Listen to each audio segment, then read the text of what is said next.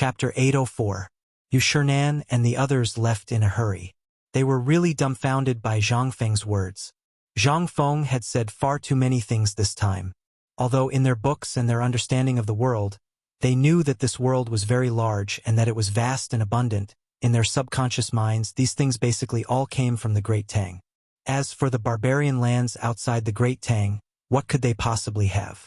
But now that they thought about what Zhang Feng said, they still felt that it was incredible. Potatoes, sweet potatoes, and that corn, new terms that they had never heard of, actually appeared here. How could they not be shocked? After they returned to their residence in a daze, Ouyang soon slapped his thigh and said, "No, we've been led astray by this guy." Only then did they realize what was going on. That's right. Why did they go to Zhang Feng today? Wasn't it for the academy? Why was she being led astray by him as they talked? And just at this time, when Yu Shinan and the others were about to go look for Zhang Feng again to reason with him, they saw Gao Ken, that big black guy carrying a big bundle of white paper, boldly walk into the little bamboo house. Then, with a dong sound, he placed the big bundles of white paper at their feet under the stunned gazes of Yu Shinan and the others. "The headmaster asked me to send this over. 50 kilograms per person. This is all the production today. He asked you to divide it among yourselves. The rest will be sent to you in several batches." While speaking, Gao Ken turned and left without waiting for Yu Shinan and the others to say anything. Yu Shinan and the others were dumbfounded by what they saw. After Gao Ken's figure disappeared, they hurriedly squatted on the ground and touched the white paper on the ground with trembling hands. Yu Shinan hugged the white paper as if he was hugging a baby who had just been born. "What a waste of an immortal. This is a waste of an immortal. Boorish. Boorish. How could you just casually throw something so precious to old man on the ground?" When the academy reopens, let's see how the old man will deal with this extravagance. It's simply rotten to the bone. With the prodigal Zhang Feng on top, how good can his subordinates be? The few of them held paper in their arms. Although it weighed 50 kilograms, how could they still be the frail old man? He was even more robust than a man in his prime. The few of them cursed Gao Ken as they moved the papers on the floor onto the table bit by bit with heartache. Only then did they sniff the fragrance of the papers while rubbing their faces. Good stuff. This was really good stuff. As far as they knew, Shen paper only existed in important institutions of the court. Even if they could save as much as possible, they would only use cheap paper unless it was absolutely necessary. Apart from the administrative agencies of the Tang dynasty, the documents that were required to be reported to the prefectures and prefectures were usually written on paper. Some poorer people even used bamboo slips. Once Shen paper really appeared, as long as the boys' paper was sold at a slightly cheaper price than Shen paper, which was 700 copper coins per kilogram as he said, then, although it was 300 copper coins less, but those who could afford it really didn't care about the 300 copper coins. Furthermore, this Shen paper was too expensive, and the production rate was too low. Take the 4 major paper mills in Chong, and as an example. Their monthly output was only 1,200 caddies. Excluding the paper used by the imperial palace, the paper used for foreign trade, and the paper used by the various mansions every month, it would be considered a good output if they could sell 200 caddies each. More importantly, if such a large amount of Shen paper appeared, not only would the people's book collections not depreciate, but it would also make the bamboo slips and Shen paper, which were not easy to preserve, more compact. Moving houses in the past required dozens of horse carriages to carry books, but now it might only require 3 horse carriages or less. What was this? This was efficiency. Back to the academy. Once the academy had so much paper, what could the students do? Why did the academy in the past have fewer students? On one hand, paper was expensive. On the other hand, it was because paper was expensive. Every day, the students could only practice in the sand table. Not only was this tiring, but it also directly reduced the efficiency. They couldn't help but start to think about it. No, the Shen paper is too precious. If this prodigal continues to waste it, sooner or later something will happen to the Shen paper. Let's go and find that boy. These Shen paper must be given to the academy first. Chu Suiliang was the first one who couldn't help but stand up. In the next moment, Yu Shinan and Sun Simiao couldn't sit still anymore. That's right. If this thing is really wasted by this boy, it will really cause a big problem. Let's go. Such a good thing. Let the academy use it first. The few of them were also anxious. Like a local tycoon, they treated the paper mill as their own. They didn't have the arrogance that they had when they came up the mountain and treated money like dirt. The few of them didn't have time to say anything. They hurriedly locked the door 3 times. Still feeling uneasy, Sun Simiao directly asked Elder Gao to personally guard the door for them. Then they hurried to Zhang Feng's place. Once they entered, they didn't wait for Zhang Feng to stand up and said directly, "Zhang Feng boy, from today onwards, all sales of the Xian paper must go through our hands." Zhang Feng couldn't wrap his head around it. He said in shock, "Respected teachers, what's going on?" Chapter 805. What's going on? You're asking us what's going on? Yu Shernan was so angry that his beard was trembling. He pointed at the white paper that Zhang Feng was making cigarettes with and said with a pale face, "This paper, all right, you know more about paper than we do. But old man wants to ask you, do you still want your academy? 3 years, you only have 3 years. Why do you think old man and the others came up the mountain? I just want to see if the 9 grand scholars that you talked about can appear here. Old man thought that you were just bragging about this paper. Who would know that you can really produce so much paper in a day? Now, the academy will officially open in a month or so. Look at you now, you're sloppy all day. How much paper do these students need every day? Have you prepared all the things that the students need to go to school?" Zhang Feng was asked 3 times in a row by Yu Shernan and didn't know what to say. "Weren't you all doing well before? What's wrong with you?" Zhang Feng felt a headache coming on. "Dear teachers, I also want to wait for this white paper to come out. After you use it and are satisfied, I'm going to tell you about it. Since all of you are so considerate of my academy, then I'll tell you my plan." Yu Shernan and the others automatically filtered out Zhang Feng's words about what would happen after they were used. From the moment they came up the mountain, they didn't give Zhang Feng a chance to talk about it. Now that Zhang Feng said so, they reacted. "Bring me a brush and ink." Yu Shernan waved his sleeves and looked at Zhang Feng. Zhang Feng looked around and saw that everyone was staring at him. He touched his nose and slowly took out a brush and ink and put it on the tea table in front of Yu Shernan. Yu Shernan didn't hesitate. He took out a few pieces of white paper that Zhang Feng had cut for cigarettes, dipped it in ink and wrote a line of words. Then he hurriedly stood up and stood under the lamp to carefully observe the changes of the ink. They stared at the paper in the flickering candlelight with their eyes wide open, but they were silently keeping track of the time. After 10 breaths, Yu Shernan took the paper from under the lamp, dipped his finger in some saliva and pressed it on the paper. There was no ink at all. Yu Shernan didn't believe it and wiped the paper with his sleeve. He still couldn't wipe the ink off. Their pupils couldn't help but flicker fiercely under the candlelight again. After they checked the ink on the paper, Yu Shernan said with satisfaction, "We have checked the paper. Now let's talk about the serious matter. How do you think we should do it?" While speaking, Yu Shernan lit a cigarette. The cigarette, which was as thick as a little finger, went out one by one under the lamp. Zhang Feng coughed and said, "Dear teachers, I have some opinions about the teaching of the academy. I wonder if you can listen to me?" But before he spoke, Sun Simiao coughed and interrupted Zhang Feng. Zhang Feng glanced at Sun Simiao, who rarely spoke about the academy. He couldn't help thinking, didn't he just give me the paper? Could it be? But Zhang Feng still said respectfully, "Please enlighten me, Mr. Sun." Sun Simiao touched his beard and smoked. He looked up and down at Zhang Feng and then said, "You are a very smart person. In the future, your achievements will reach a level that the old man can't imagine. At this time, although you haven't entered the palace to meet the emperor, the old man knows that the emperor favors you very much. This is your luck. The old man won't say anything more. Now, you've created so many things in one go. Just like what you said before, it's easy to break if you're too rigid. Remember, don't be arrogant because of your talent. Now, you're not only the dean of the academy, but also a great Confucian scholar and an official of the imperial court. You have to set an example for everything. As a minister and a student, you have to remember one thing, that is steadiness. Even if you are smart, if you don't, your achievements in the future will be limited. It will even be difficult for you to become a great person.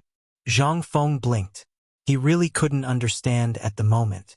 He hurriedly asked, "May I ask, Mr. Sun, how am I not steady?" Hearing this, Sun Simiao smiled faintly and shook his head. This brat was still trying to pick a fight. Sun Simiao, Yu Qigong, and the others laughed and said, "You still dare to ask? The old man asked you. You once boasted that you could become 9 grand scholars. Isn't that enough?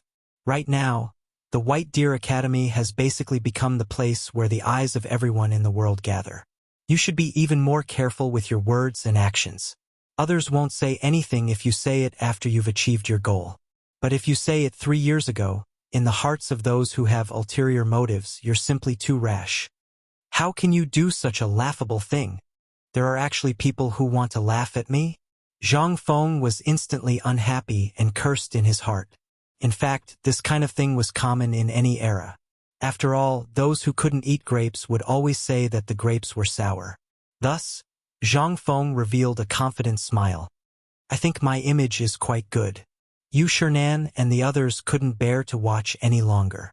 They hurriedly interrupted. All right, you brat, stop arguing.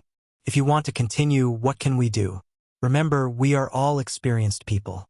What we say is for your own good." Zhang Feng pursed his lips. He didn't say anything else. Seeing this, Yu Shernan asked contentedly, "Then tell us now, what plans do you have for the college? It would be best if it can be decided by tonight. That way, we won't have to waste our time on this mountain." "Fine. You're so bored that your balls hurt. I was still wondering if you guys were trying to trick me. Now, it seems like it's time to find something for you guys." Chapter 806. Zhang Feng hurriedly straightened his face and stood up. "Dear teachers, I really have a big thing here, and I need your help." Yu Shernan and the others saw this. They looked at each other, and there was a touch of understanding in their eyes. "Boy, tell us about it." Yu Shernan waved his hand. "After all, we have been eating and drinking on this mountain for a few days. If we don't find something to do, it can't be justified." Hearing this, Zhang Feng's face flashed with a touch of excitement. "Dear teachers, even if you live on this mountain for 8 or 10 years, it is a blessing that I can't even ask for. How can you say that? That's enough. Put away your flattery. It's useless in front of us."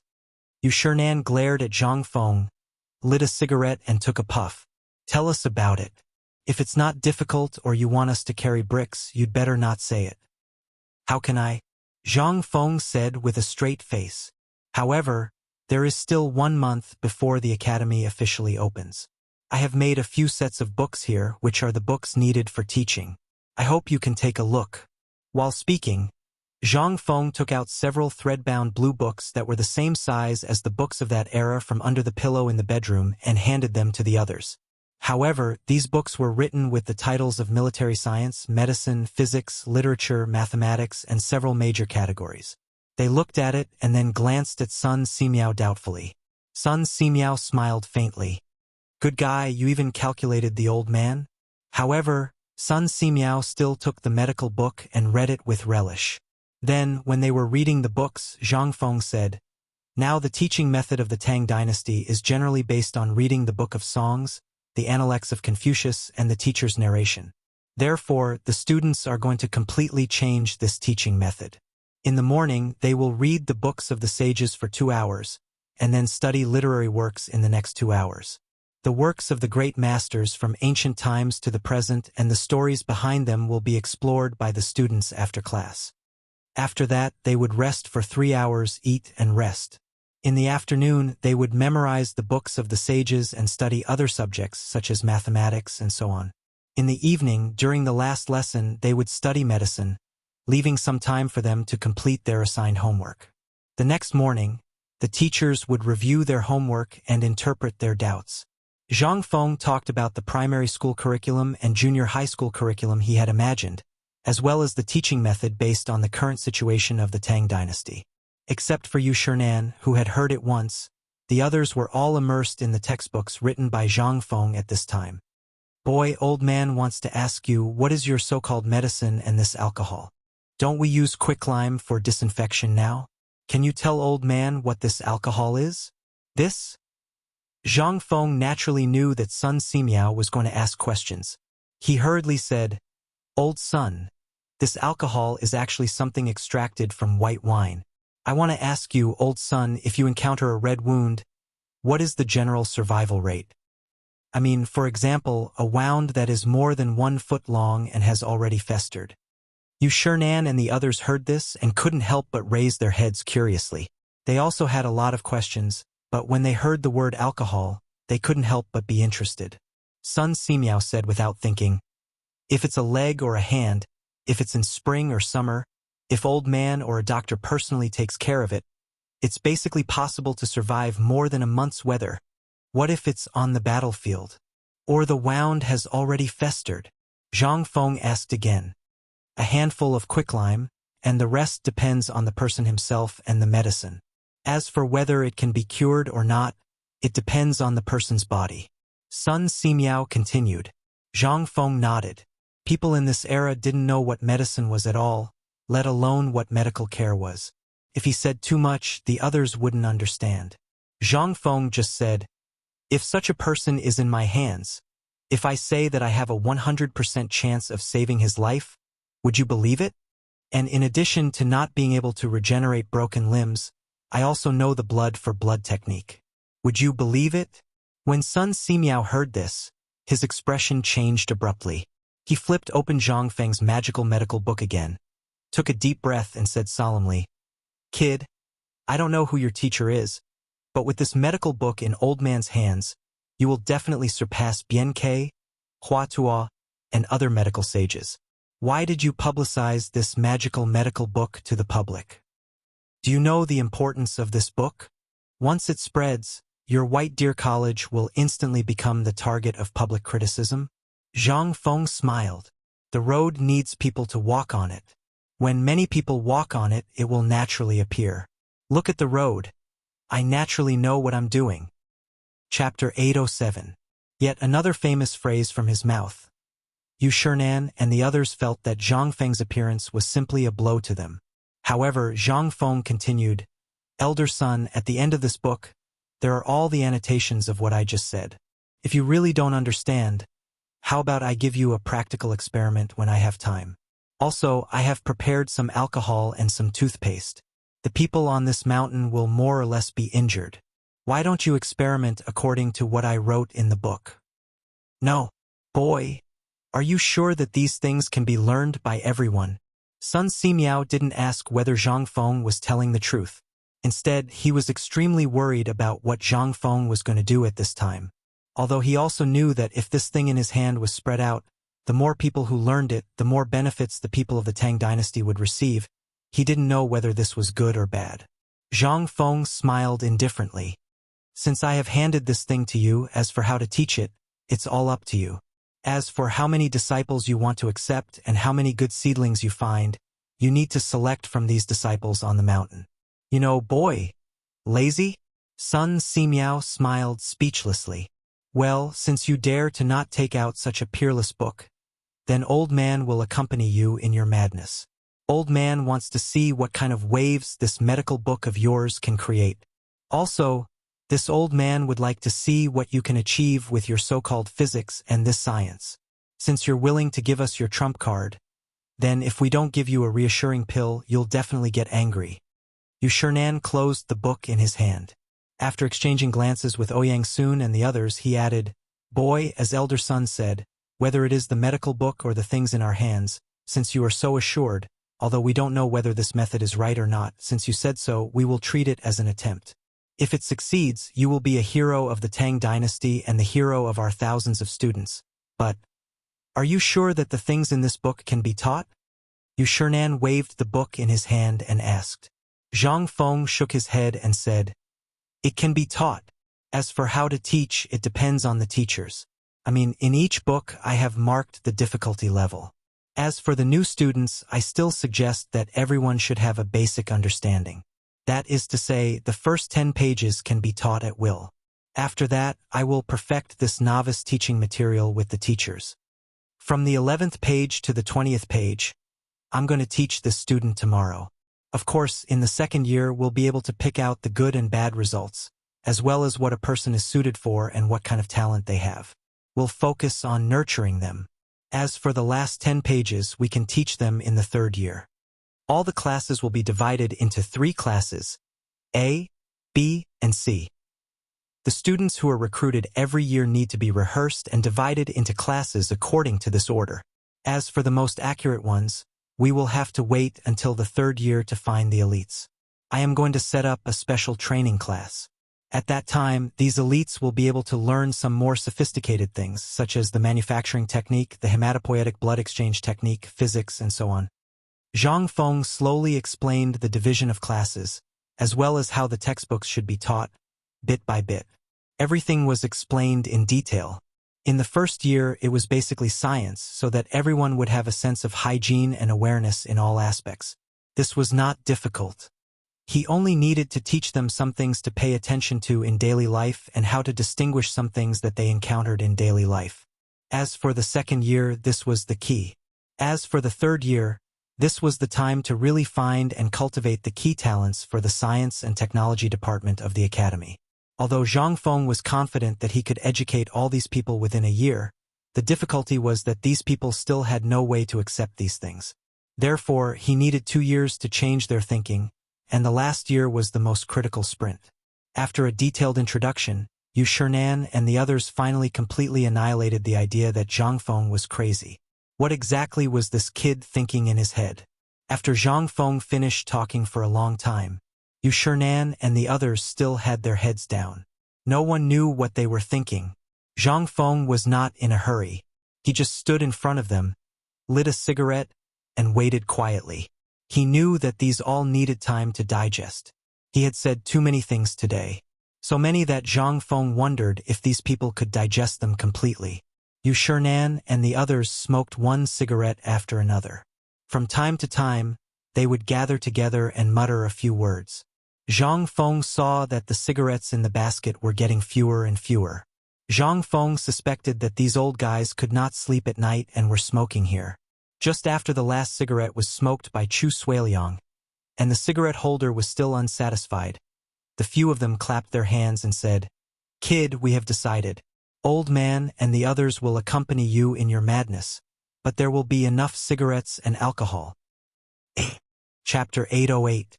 The next morning, Zhang Feng got up early, which was rare for him. He sneaked out of the crowd and found Cripple Wang.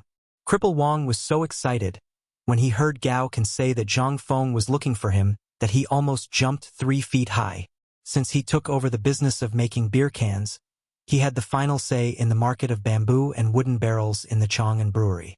Because of Zhang Feng's appearance, Cripple Wang and his family, as well as the veterans in the reclining workshop, could not only fill their stomachs, but also find a good match on the mountain. How could Cripple Wang not be excited? As soon as he entered Zhang Feng's room, Cripple Wang was so excited that he almost bowed down and worshipped him. Zhang Feng did not wait for him to react. He hurried out of the room and whispered in his ear, "Come with me," although he did not know what Zhang Feng was doing so mysteriously. However, Cripple Wang was someone who had been on the battlefield, so he still had a discerning eye. He hurriedly put away the excitement on his face and vigilantly pulled out the hatchet from his waist. He held it tightly in his hand and followed Gao Ken to Zhang Feng's left and right. Zhang Feng didn't say anything. He led the two of them around the stone road that was being paved at the construction site. After that, they went to the forging workshop to take a look. Then, they went into another valley beside the forging workshop. This mountain valley looked ordinary and unremarkable. But basically, everyone in Mount Shao knew about it. The pine trees here couldn't be compared to others. Not to mention the pine trees that required 3 people to wrap around. Even the pine trees that required 10 people to wrap around were everywhere. And all the wooden things in Xingshan Academy were made from this place. At this time, Cripple Wang could not help muttering in his heart. This place not only produced pine trees, but also a kind of wild rabbit that specialized in eating wild rabbits with pine nuts. The meat of this thing was very famous even in Chang'an.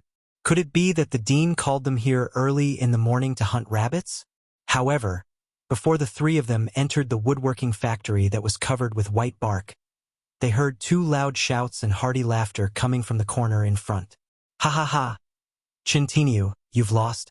Hurry up and give Lao Tzu 10 shots. Bullsh asterisk T. You're the one who cheated, okay? Lao Tzu even chased the hare into the tree hole. Don't tell me that Lao Tzu didn't know to catch it himself. Hearing Chang Chumo's familiar voice, Zhang Feng was a little confused. These people were the kind of people who wouldn't get out of bed until the sun was up. Why were they here so early? It was as if the sun had risen from the west. Without waiting for Zhang Feng to take any action, a loud sound of wind breaking could be heard. Gao Can's hair instantly stood on end. He couldn't care about anything else and rushed towards Zhang Feng. It was also at this moment that a wooden stick as thick as an arm swept over the top of their heads. Chun Tiniu, are you trying to take Lao Tzu's life? Zhang Feng was finally angry. Looking at the wooden stick not far away, his eyelids twitched wildly. If it really hit him, not to mention breaking his arms and legs, he wouldn't even be able to keep his life. Chang Chumo and Yuchi Baolin, who were fighting together, were shocked when they heard this. Li Changqian and the others, who were squatting at the side, were also shocked. They hurriedly got up and rushed over in a panic. The moment they saw Zhang Feng, their expressions changed abruptly. Fengzi, why are you here? F*CK. Gao Can, are you a blockhead? Why didn't you tell us that Fengzi was coming? Fengzi, are you okay? The few of them hurriedly propped Zhang Feng up and pinched here and there. Zhang Feng was a little annoyed. Let me ask you, what are you doing here so early in the morning? Seeing that Zhang Feng was fine, the few of them breathed a sigh of relief. They mysteriously brought Zhang Feng to the place where they were just now. This was the place where all the beams, purlins, and doors and windows were made on the abandoned mountain. It was convenient to use the local materials. The few of them also made a few small wooden houses with wood here, which looked quite artistic. Entering one of the slightly larger wooden houses, the first thing that entered his nose was the smell of rosin.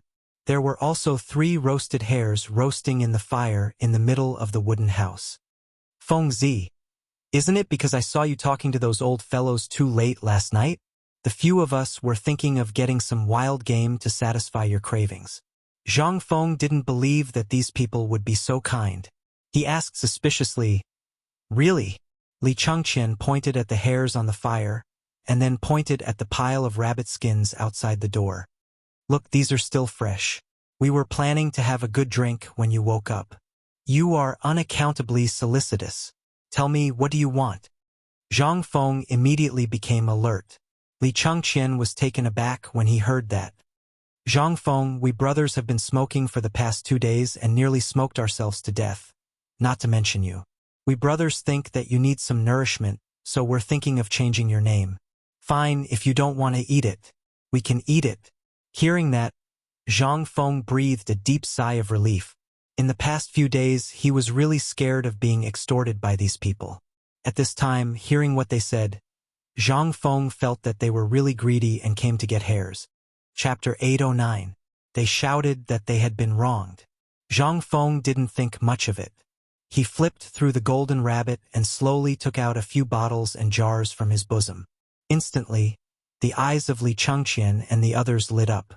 Zhang Sunchong was even more surprised as he asked, Could it be that you're also here to hunt this game? Do you think Lao Tzu is as lazy as you? Zhang Feng rolled his eyes. Lao Tzu is here for something important. Who would be like you? You're tired of eating beggar's chicken, so you're here to hunt game behind my back? Hey! Chang Chumo couldn't take it anymore. He pushed Yuchi Baolin and said, It's all because of this kid. The 3 of them said they wanted to give you a gift and came to us early in the morning. In the end, it was Li Gan who spoke. We thought about it and felt that you don't lack anything except delicious food. So we asked a few people and learned that the wild rabbits here are good. That's why we came here to hunt some wild rabbits for you. Iron Bull, it's my fault. I didn't tell Fengzi in advance. This is my fault. Since Brother Fengzi doesn't like it, I'll go down the mountain now. Come on, you guys. Stop acting. You're not cut out for it. Zhang Feng was speechless as he looked at their clumsy acting skills. This time, I really didn't come here for this. Otherwise, have you ever seen me wake up so early? Seeing that Zhang Feng had exposed them, they didn't feel embarrassed. Instead, they asked curiously, "Then what are you doing here?" Zhang Feng tore off a rabbit leg and said as he chewed, "Do you remember that I was looking for carpenters?" Hearing this, Li Chengxian's eyes flashed. "Are you talking about the carpenters that your father-in-law found for you?" Zhang Feng wanted to explain, but he was too lazy to do so. Anyway, these people wouldn't believe him. He nodded and said, "That's them. Didn't you notice that there was a group of people in the forest who were also doing carpentry?" When they heard this, they thought for a while and really remembered. A group of mysterious craftsmen came to this forest. They didn't cut down trees every day. Instead, they wandered in the forest and finally carried a few odd-looking trees or roots the size of an arm into a bamboo forest. No one knew what they were doing. As long as there were strangers, they would immediately stop and hide the things they made as if they were treasures. So it turned out that these people were found by Feng Zi, this kid. A few people couldn't help but come forward and ask, "What are these people doing?" Anyway, I heard that it's quite mysterious. Mysterious? Zhang Feng smiled. "You'll know soon enough." While speaking, Zhang Feng called for a few people to eat and drink together. After eating and drinking to their heart's content, Zhang Feng let out a long sigh and waved his hand. Everyone smoked and slowly walked into the depths of the forest under Zhang Feng's lead. The pine forest was very deep. However, because of the logging, the roads that were trampled out in all directions and the flattened trees exposed large areas of land that hadn't seen the sun for a long time. The person Zhang Feng was looking for. It was at a place called the Kidney Cliff. After climbing for half an hour, they could faintly see a dense bamboo forest with bursts of smoke rising in spirals. Who is it? The arrival of these people was obviously noticed by the people on the cliff. After a shout, Zhang Feng hurriedly waved his hand. "It's me, Feng Zi." Hearing this, there was no movement for a moment, but there was a rustling sound. When they climbed up the cliff, the top of the cliff was very spacious. It was at least 100 square meters. These craftsmen used the dense bamboo to tidy up the place and turned it into a place for people to live. At this time, more than 30 men in their 40s and even their 70s and 80s were respectfully standing by the side of the only mountain path that led to the cliff. When they saw Zhang Feng and the others going up the mountain, a man in his 40s hurriedly stepped forward and said, "I'm Zhang Wei. Greetings, young master." Zhang Feng said perfunctorily and asked, "Today, I'm here to, young master. I know what you're here for. I've prepared everything for you. Please take a look." While speaking, Zhang Wei was about to lead Zhang Feng to see the things they moved out. Zhang Feng waved his hand instead. "These people are all old craftsmen from the Ministry of Works from Longyu Road?" "Yes, young master." Zhang Wei pointed to an old man standing behind him and said, "This is an old craftsman from the Ministry of Works, but he's from the previous dynasty." Zhang Wei's voice was normal at the beginning, but only Zhang Feng could hear the latter part. Hearing this, the old man cupped his hands at Zhang Feng. "Old man Chao Jun greets the dean. These people are all from my family." Seeing this, Zhang Feng hurriedly bowed. "So it's old master Chao." Chao Jun had never seen Zhang Feng act like this before. Seeing this, he was shocked and hurriedly reached out to help Zhang Feng. However, he was afraid that the calluses on his hands would prick Zhang Feng, so he anxiously scratched his ears and cheeks. After bowing, Zhang Feng looked at the people behind the old man and said, "These are old Master Chao's family? Then why don't I see the women in old Master Chao's family?" Hearing this, Chao Jun pointed down the mountain. "Thanks to old Master Zhang's kindness, my family of more than 30 people are now working in the food factory at the foot of the mountain." Hearing this, Zhang Feng dropped the subject.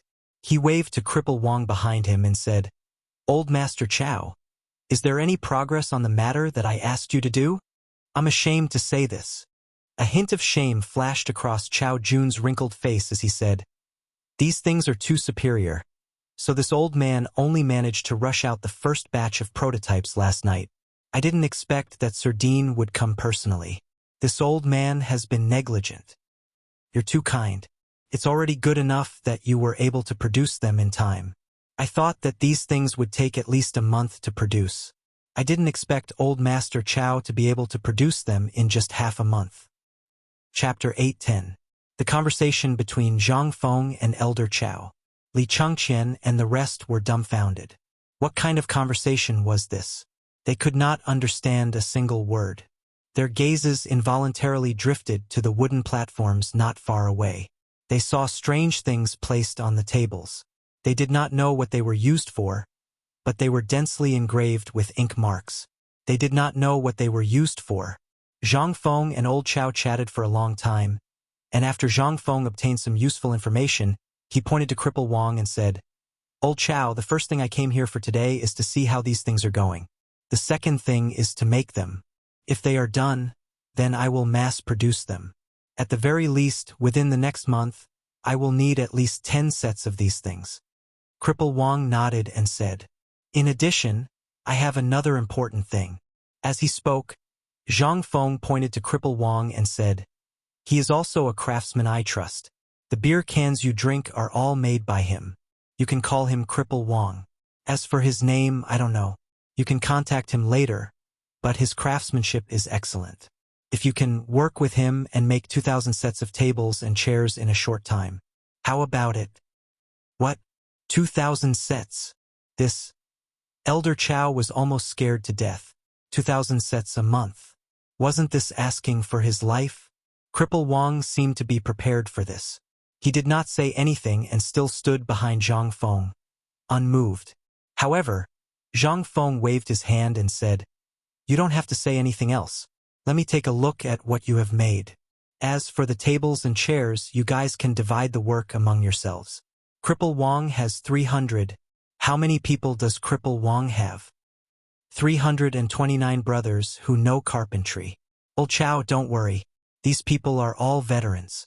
They will not share your share. We only need to take care of their food, accommodation, wine, and meat." Chow Jun heaved a deep sigh of relief when he heard this. Li Chengqian and the others couldn't help but look at Zhang Feng in surprise. If there was a need for tables and chairs, tens of thousands of them could be found in Chang'an City. Why was he in a hurry to make them now? Come, Lord Zhu, please." Without waiting for Li Chengqian and the others to ask, Chow Jun hurriedly led Zhang Feng to see the treasures that Zhang Feng had ordered. Li Chengqian and the others hurriedly followed. They wanted to see what Zhang Feng was up to, acting so mysteriously. However, when they came closer, they discovered that the semicircular object in Zhang Feng's hand was dug out from something that looked like a tree root. Not only that, there were 2 holes on it, and there were also some markings on it that looked like a ruler. Li Chengqian couldn't help but walk around Zhang Feng. He picked up a triangular ruler from the table and asked curiously, "Hey, Feng Zi, what is this thing?" At this moment, Zhang Feng felt some admiration for Chow Jun. Although it wasn't an iron compass or a triangular ruler, it was exactly the same as the template that he had made. Zhang Feng couldn't help but be speechless. "This thing is the teaching aid that I mentioned before. You don't recognize it?" Li Chengqian's pupils constricted. "Teaching aid? You want us to be carpenters?" Chow Jun's eyes lit up when he heard that. Although Li Chengqian and the others didn't know their identities, they looked quite extraordinary from the way they were dressed. Chow Jun couldn't help but feel a little excited. Zhang Feng looked at Li Chengqian as if he was looking at an idiot. "When did I say that I wanted you to be a carpenter? Do you think I want you to kill people just because I asked you to buy a knife? What are you thinking about?" Li Chengqian heard that and finally calmed down. He waved the triangular ruler in his hand and said, "Then what is this thing for?" Cheng Chumo wanted to play, but Li Chengqian glared at him and stopped. If he were to play with this thing, wouldn't it be ruined? Zhang Feng looked at the compass, triangular ruler, and other things one by one. He looked at Chow Jun and said, "This thing is not bad. Make it according to this. If you can get some white paint on it, that would be even better. But it's okay, just follow this." Then, Zhang Feng looked at Li Chengqian and said, "Do you still remember how to calculate?" This thing will be the main tool for calculation in the future. Do you want to ask, since you can memorize the multiplication and division table, what's the use of this thing? Zhang Feng didn't wait for Li Chengqian to ask. Instead, he asked directly. Li Chengqian nodded. Because what you have learned is just the tip of the iceberg. After that, Zhang Feng took out a blueprint from his chest and waved his hand to get Old Chow and Cripple Wang to come closer. Zhang Wei, Li Chengqian, and the others instantly surrounded him. They saw Zhang Feng's blueprint. Blueprints of modern desks and benches were laid out on the paper. Zhang Feng looked at Chao Jun and said, "How is it, Elder Chao? Are you confident? Can you make this thing?" Chao Jun and Cripple Wang both frowned and stared at the blueprint for a long time. Then they said, "It's possible, but..." "No buts. Old Chao, I will be in charge of the materials and you will be in charge of the mortise and tenon. How about that?" Cripple Wang patted Chao Jun's shoulder with certainty. Chao Jun thought for a while, then finally narrowed his eyes and nodded slowly. "Okay, since Brother Wang has said so, then this old man would like to see if my Chao family's men can rush out these tables and chairs within a month." Chapter 8:11. Deep in the Imperial Palace. Inside Li Yuan's palace. An old eunuch hurriedly entered Li Yuan's palace with a jade box in his hands. At this time, inside the palace, there were water wheels made with strange and ingenious skills placed all around. The rows of water wheels formed two winding lines, like a miniature version of mountains and rivers. In an instant, the stuffy and hot aura suddenly disappeared without a trace. In the front hall of the sleeping quarters, a dozen or so scantily clad women were currently singing and dancing on the waterside pavilion surrounded by water on all sides.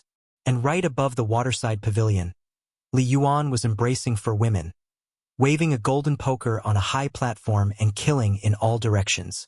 And as soon as the old eunuch entered, there were instantly 12 female guards carrying Modeo swords in their hands, blocking the old eunuch's path. The old eunuch hurriedly shouted, replying to the young masters, "This is a gift that His Highness the Crown Prince asked someone to bring from Shao Mountain to retired emperor. Please inform him." Actually, Li Yuan's personal old eunuch had already seen his arrival long ago.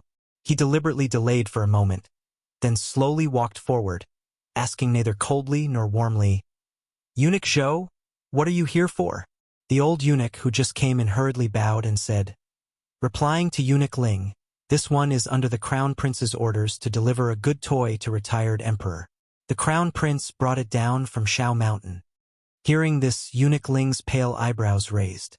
He hurriedly took the jade box from Eunuch Zhou's hands, then waved his hand and said, "Wait!" Then, he hurriedly bypassed the waterside pavilion, stepped into the pavilion on the second floor, and handed the jade box to Li Yuan. "Retired emperor, this is something that His Highness the Crown Prince brought down from Shao Mountain." Li Yuan, who was in high spirits, stopped playing cards when he heard Shao Mountain. He grabbed the jade box in Eunuch Ling's hands and asked with a face full of curiosity, "What is this?" Replying to retired emperor, "This servant does not know." Without waiting for Eunuch Ling to finish speaking, Li Yuan already opened the jade box with a click. Something from Shao Mountain and sent by Li Chengqian, it should be a good thing without a doubt. But after Li Yuan opened the jade box, he was somewhat dazed, only to see inside the jade box rows of white things as thick as a little finger were neatly lying inside. Li Yuan could not help but be stunned. "Eunuch Ling, where's the person who sent this thing?" "Waiting outside the hall." "Pass." Li Yuan was also not the least bit sloppy. He had seen this white paper a few days ago, and it was very comfortable for him. He was planning to go to Shao Mountain to take a look. How long had it been? What did this brat come up with again? Not long after, Eunuch Zhou bowed and followed Eunuch Ling forward. At this time, Li Yuan no longer had the mood to enjoy the singing and dancing and playing cards. With a wave of his hand, he dismissed the crowd. Holding the cigarette in front of his nose, he sniffed it and asked, "Let me ask you, did the Crown Prince really bring this thing down from Shao Mountain?" "In reply to your Majesty, it was His Highness the Crown Prince's personal bodyguard who sent him back to the palace." Eunuch Zhou quickly prostrated himself on the ground. Li Yuan asked again, "What is this?" Tell me clearly, what is the use of this thing? Seeing this, Eunuch Zhou prostrated himself even lower. Replying to your majesty, this thing is called a cigarette. It's also called a cigarette by the crown prince and the others. It was created by Prince Zhang. This thing can refresh the mind and... To refresh the mind? Cigarettes? Hearing this, Li Yuan's eyes brightened. Following Eunuch Zhou's instructions, Li Yuan gently lit the cigarette above the oil lamp. However, that snatching smell made Li Yuan cough involuntarily. When those female bodyguards saw this, their expressions changed greatly. They shouted in unison and were about to chop off Eunuch Zhou's head. Eunuch Zhou seemed to have guessed it long ago. He hurriedly shouted, "Your Majesty, this thing will be like this for the first time." His Highness the Crown Prince said that this thing is like Prince Zhang's wine. Would your Majesty please allow this servant to demonstrate a thing or two? Quick, quick, quick. Where did all this nonsense come from? Li Yuan drank a large jar of water. Only then did he stop coughing. He looked at the cigarette in Eunuch Zhou's hand with some surprise. Eunuch Zhou climbed up and took out half a cigarette from his bosom. Then, he lit it on the lamp beside the waterside pavilion and demonstrated for Li Yuan to see. Seeing this, Li Yuan came to a realization. According to the old eunuch's instructions, after 3 cigarettes, other than his head being a little dizzy, everything else was fine. Moreover, because of sleep problems, he, who had always been dizzy, appeared particularly energetic at this time. Li Yuan could not help but look at the cigarette in shock. Then Zhen asks you, did you Shernan and the others have any comments on this thing? You Shernan and the others were on the mountain. It was impossible for them not to know about this matter. Whether it was good or bad, as long as they asked, they would know. Eunuch Zhou could not help but be stunned. After hesitating for a moment, Li Yuan frowned slightly. Summon the Crown Prince's bodyguard commander to come see Zhen quickly. These people did not know? But how could he not know about the bodyguard commander who stayed on the mountain all day? Seeing this, Eunuch Ling flung his whisk and stood at the entrance of the hall, shouting, "Come! Summon the Crown Prince's bodyguard commander to see His Majesty." At this time, Li Yuan was even more eager to go up the mountain to take a look. While smoking, Li Yuan walked out of the main hall. Without waiting for Li Yuan to walk out of the main hall, Li Chengqian's Hu-Wei commander had already appeared at the entrance of the main hall. Without waiting for the commander to kneel, Li Yuan asked anxiously, "Zhen asks you? This thing, what did you Shernan and the others say?" Replying retired emperor, "It's not just Mr. Bashi and the others. Right now, everyone on the mountain is holding this thing in their mouths. They say that people who don't smoke don't have the ability. People who don't have the ability don't deserve to stay on the mountain." Chapter 8:12. Li Yuan carefully inquired about the situation of the people on the mountain. Even the matter of Gao Can and Li Chengqian getting drunk on cigarettes, as well as the blunder caused by Zhang Feng smoking for the first time, entered Li Yuan's ears. Li Yuan looked at the wisp of smoke rising in spirals from his hand, his eyes shining. "Good stuff, simply good stuff. We ask you, where does your Majesty have it?" "Yes, the various dukes sent it to the imperial palace yesterday. However, the strength of yesterday's cigarette was too great. The Crown Prince felt that your Majesty would not be able to bear it. As a result, when Prince Zhang's improved cigarette was produced today, the Crown Prince hurriedly ordered this lowly subordinate to deliver it to retired emperor immediately." At the beginning, Li Yuan was still somewhat annoyed. However, after hearing the imperial bodyguard commander say that the improved cigarette was delivered, his anger turned to joy. "Not bad, at least this fellow has a bit of conscience. Come, come, come. Eunuch Ling, distribute the cigarettes, one for each person. Accompany us to have a taste. This is the treasure of Mount E." Hearing this, the eyes of Li Yuan's concubines instantly brightened. Chattering, they surrounded Li Yuan. However, there were only 20 or so cigarettes in a box. Li Yuan personally lit a few cigarettes for the concubines, having them take turns smoking. Afterwards, the people at his side did the same. Soon, only 3 cigarettes remained in the box. However, Li Yuan was not afraid. Right now, he was the vice principal of Mount E. Anyone could have less of these cigarettes, but could he? The crowd held this novel toy, looking left and right. Immediately, amidst Li Yuan's loud laughter, the crowd coughed one after another. Just as the harem was in a state of chaos, the matter of Zhang Feng's cigarettes slowly spread throughout the imperial palace. Although these things were rare, there were always people who could obtain some from Mount E, especially Niu Jinda and company. At this moment in Taiji Palace, Zhang Sun Wugo was in the middle of discussing something with Princess Changle. However, at this moment, a series of rustling sounds and strange smells came from outside the door, causing this dignified empress to instantly become angry. Who is outside? The noise outside immediately stopped. Afterwards, a series of kneeling sounds could be heard. Flustered eunuchs and palace maids hurriedly said, "Empress, no, nothing was done." Zhang Sun Wugo frowned. "Come in and talk to me." As he spoke, he hugged Princess Chongping, who was only a few years old, and looked coldly at the people who had just opened the door. As soon as everyone entered, they saw Zhang Sun and Wugo's gloomy and cold expression. They couldn't help but feel apprehensive in their hearts as they knelt on the ground before the two women. "Why were you waiting outside just now? What is this smell? Little Hua, what is that in your hand?" Zhang Sun and Wugo instantly saw the burning white thing that Xiao Hua hid behind him. It seemed to be very similar to the white paper that the emperor brought back. When little Hua heard this, his face turned pale. In reply to the empress, this is a cigarette. Cigarettes? Empress Zhang Sun was a little puzzled. "Bring it up for me to take a look. Wasn't this something similar to incense? Where did this incense come from? Why use such expensive white paper?" Little Hua didn't dare to delay in the slightest. Although Empress Zhang Sun was an easygoing person, once she got angry, it wasn't something that ordinary people could endure. Little Gizi hurriedly handed the cigarette in his trembling hand to Zhang Sun and Wugo. After observing it closely, Empress Zhang Sun still couldn't understand the use of this thing.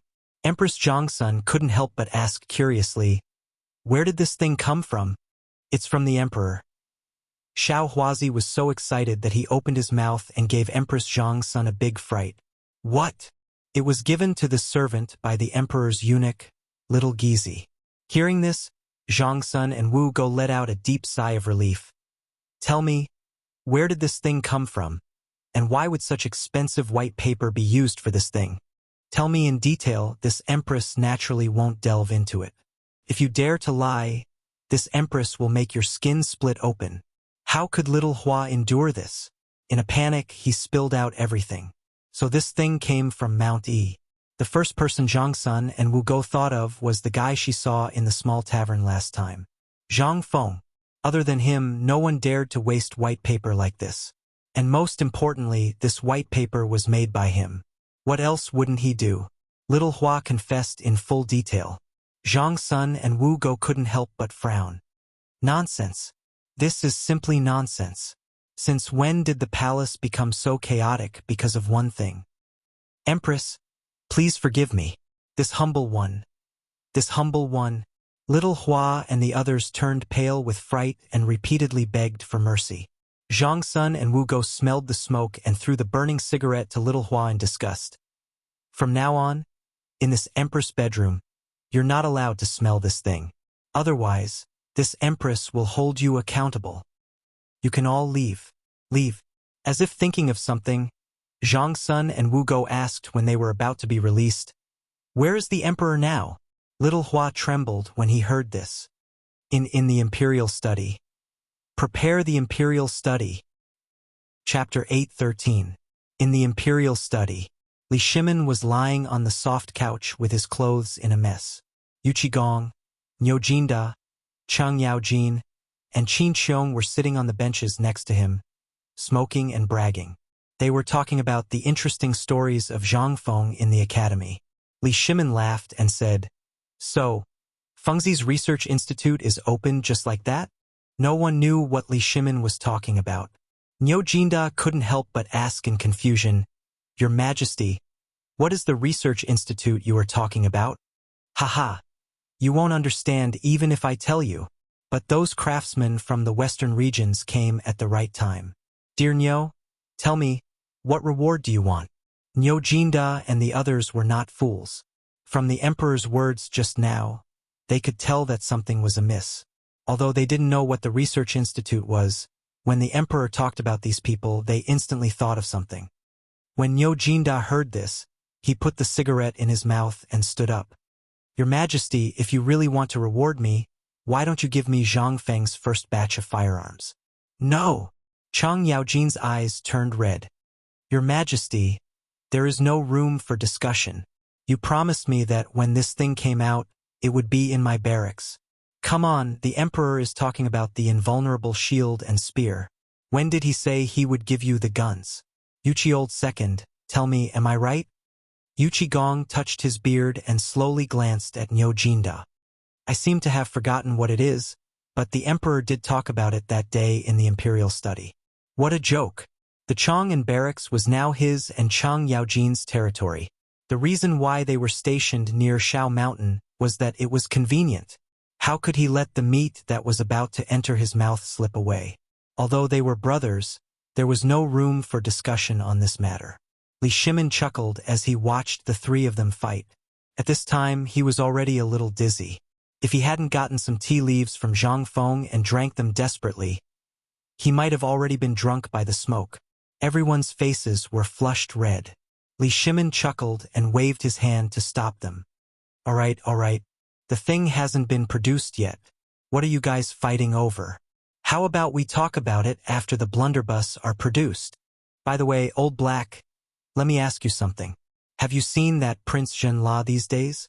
Seeing that the Emperor had suppressed this matter, although everyone felt indignant, they didn't dare to say anything. As Chang Yaojin smoked, he thought for a while and said, that kid has been strolling outside Shao Mountain these days. I don't know what he wants to do. Your Majesty, do you want me to send someone to bring him back to Honglu Temple? Besides, he has been in the Tang dynasty for a long time. Should we send him back? No. Li Shimin waved his hand. At this time, Zhenle's situation is still unclear. If I drive him back now, the cunning King Zhenla may misunderstand that I won't help them. This is not good for the Tang dynasty. Forget it. It seems that he wants to go to Fengzi's academy. Just turn a blind eye and let him in. As for the rest, let Zhang Feng take care of it. Okay. When Chang Yaojin heard this, he sat back down resentfully. Your Majesty is really in a good mood. At this time, Empress Zhangxuan's somewhat angry voice sounded at the door. As the voice sounded, Shao Gizi helplessly pushed open the door of the imperial study. As soon as the door was pushed open, Zhang Sun and Wugo were instantly choked by the choking smoke and coughed. Li Shimin and others were shocked. Li Shimin waved his hand to signal them to leave and hurried to greet them. Maid Guanyin, why didn't you tell me you were coming? Although it was said to Zhang Sun and Wugo, how could Shao Gizi not know that it was a reproach? He hurried to explain. Zhang Sun and Wugo glared at Li Shimin speechlessly and said, if I didn't come, second brother would probably set the entire imperial study on fire. Hearing this, Li Shimin glanced at the smoky imperial study and felt a slight headache. Maid Guanyin, let's talk somewhere else. Shao Gizi, let's go to the bedroom. While speaking, Li Shimin followed Zhang Sun and Wugo. Along the way, Zhang Sun and Wugo were very annoyed. It was full of the smell of smoke. Even the eunuchs they met along the way smelled like this. It was not that she hated this smell. It was that the smell of this thing was simply too unpleasant. It was uncomfortable. Your Majesty, this thing smells so bad. Why is it that all I see, smell, and hear along the way is this? What's so good about this thing? Seeing Empress Zhang Sun grumble. Only then did Li Shimin realize something. He smiled faintly and said, this thing was made by that brat Zhang Feng. You don't say, this thing is really magical. Before this, I had to take a nap at noon every day, and I would have a headache every night. But now that I have this thing, I feel 100 times more energetic. Chapter 8:14. Zhang Sun Wugo rolled her eyes at Li Shimin. I don't think this thing should be made. I don't know what Zhang Feng is doing. In my opinion, this thing is a scourge. Look at you. Do you still look like an emperor? As soon as they entered the bedroom, Only then did Zhang Sun Wugo help Li Shimin take off his outer robe as he nagged. Li Shimin laughed and hugged Zhang Sun Wugo. Guanyin, you don't know. It's this little thing. You don't know that everyone on Shao Mountain is smoking it now. There's even a rumor that people who don't smoke aren't men. There's also a ballad that says that a person who doesn't smoke isn't a man. There's also a ballad that says that a cigarette before a meal is a celestial being and a cigarette after a meal is a joyful life. Seeing that Zhang Sun Wugo was about to refute, Li Shimin hurriedly said, "Do you still remember Mr. Bo Shi and the others?" Zhang Sun Wugo didn't know what to say. She glared at Li Shimin and leaned into his arms. However, in the next moment, Zhang Sun Wugo pushed Li Shimin away in disgust and covered her nose as she retreated. Li Shimin was amused by Zhang Sun Wugo's seductive behavior and laughed. He sat on the soft couch and said, "Since Mr. Bo Shi and Dr. Sun came to Shao Mountain, the pork, which is hated by scholars like them, has become a necessity for their meals. Moreover, in Chang'an City, the restaurant opened by Chengqian and the others is selling pork very well, and the people who eat it the most are those Confucians.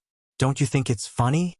Zhang Sun Wugo saw that Li Shimin had changed the topic, so she couldn't continue to hold on to it.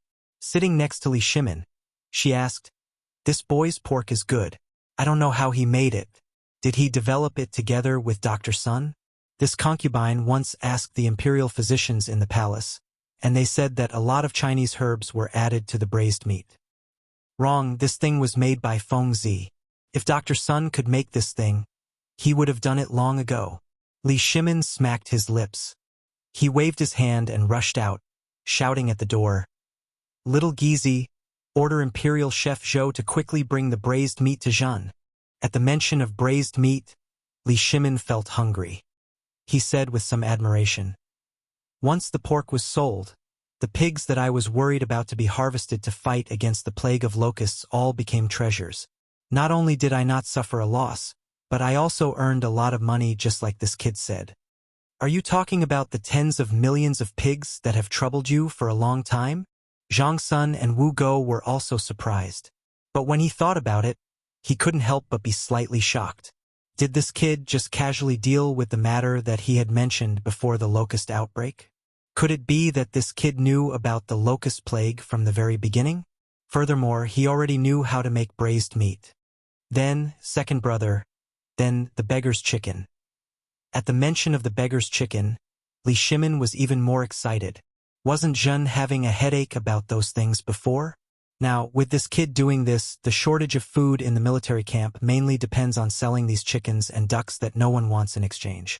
Zhen just talked about this with Yu Qigong and the others. I didn't expect that they would make a lot of money because of this. Li Shimin praised Zhang Feng from head to toe. In fact, to put it bluntly, he was just looking for an excuse for this cigarette. Although this thing was a bad thing in the eyes of many people, especially women, it seemed that they were not fated with this thing. However, this was all secondary. The most important thing was that Li Shimin also found that this thing was very dependent on it, just like wine. He didn't know whether it was good or bad. But he didn't want to make Empress Zhangsun unhappy because of this thing. That was why he made a big fuss. How could Zhangsun Wu go not know that Li Shimin was beating around the bush? After fiercely glaring at Li Shimin, she said, "Is second brother looking for an excuse for this cigarette? Although this thing is good, this concubine always feels dizzy from smelling it. I hope second brother takes care of your imperial body. Although this thing is good, there is no need to be like today, right? It's better to smoke less. Save it, save it." Hearing this, Li Shimin was very happy. He took out an exquisite jade box from his bosom, took out a cigarette, and put it in his mouth. Seeing this, Zhangsun Wugo's face turned completely black. "This concubine is not feeling well and won't accompany your majesty."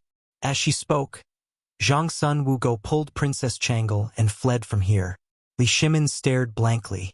Seeing Changle's face full of disdain, he doubtfully asked himself, "Is this thing really so smelly?"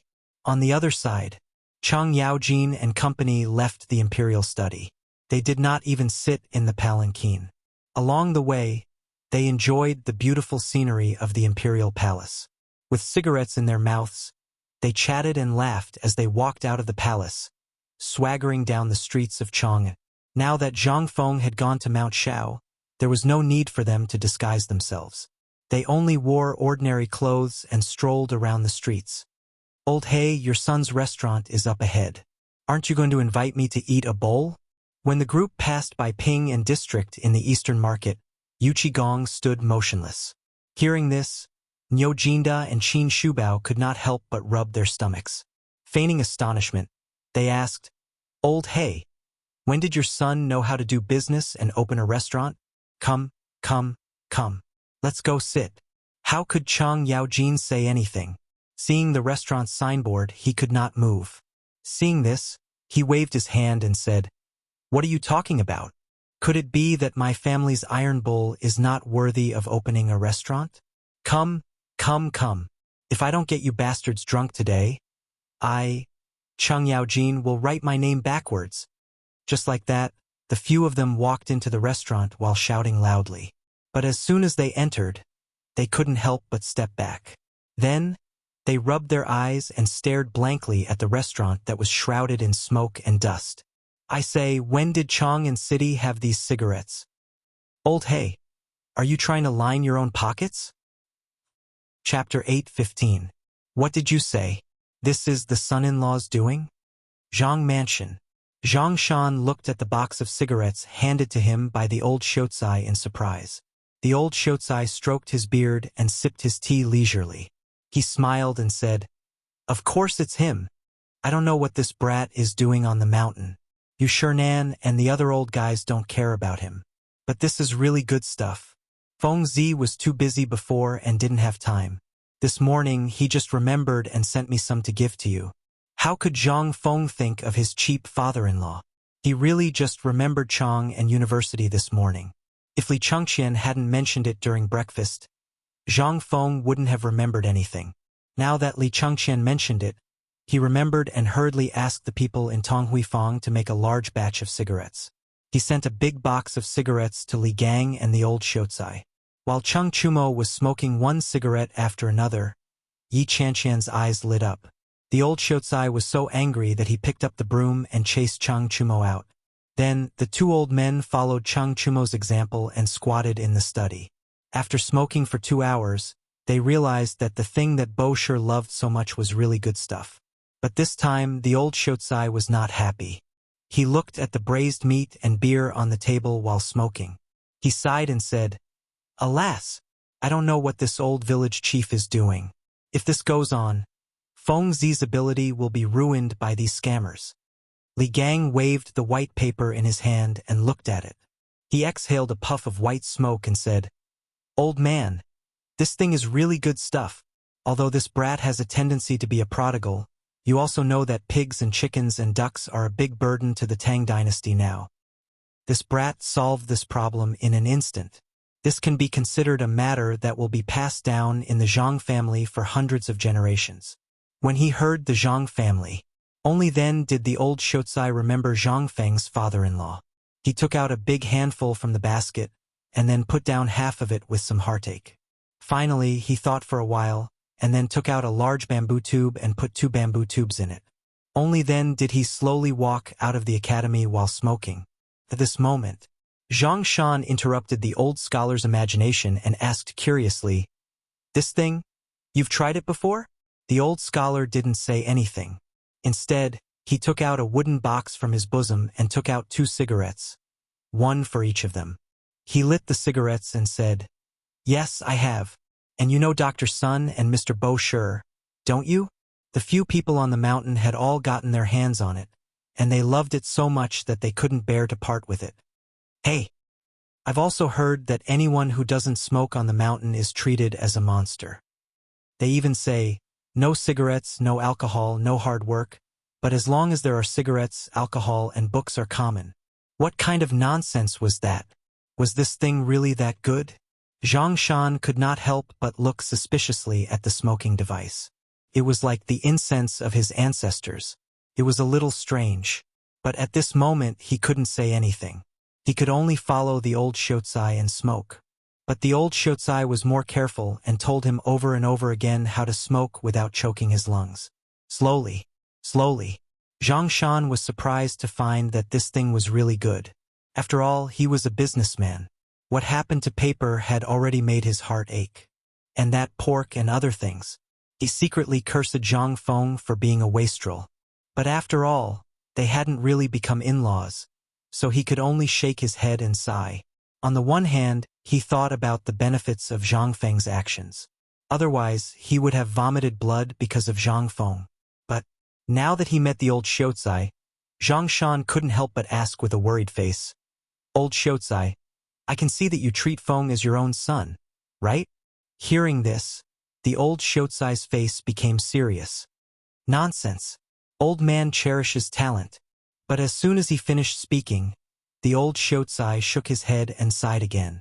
In fact, in his heart, Zhang Feng had long been treated as his own son.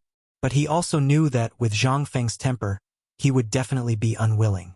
But he also didn't want to see Zhang Feng's talent go to waste. But since he met Li Yuan and Li Shimin, he realized that he was overthinking. Zhang Feng's achievements would only be an existence that he could only look up to in the future. After Zhang Feng opened White Deer College on the mountain, the old Xiaocai buried his thoughts in the bottom of his heart. He believed that with these people around, Zhang Feng would generally be fine.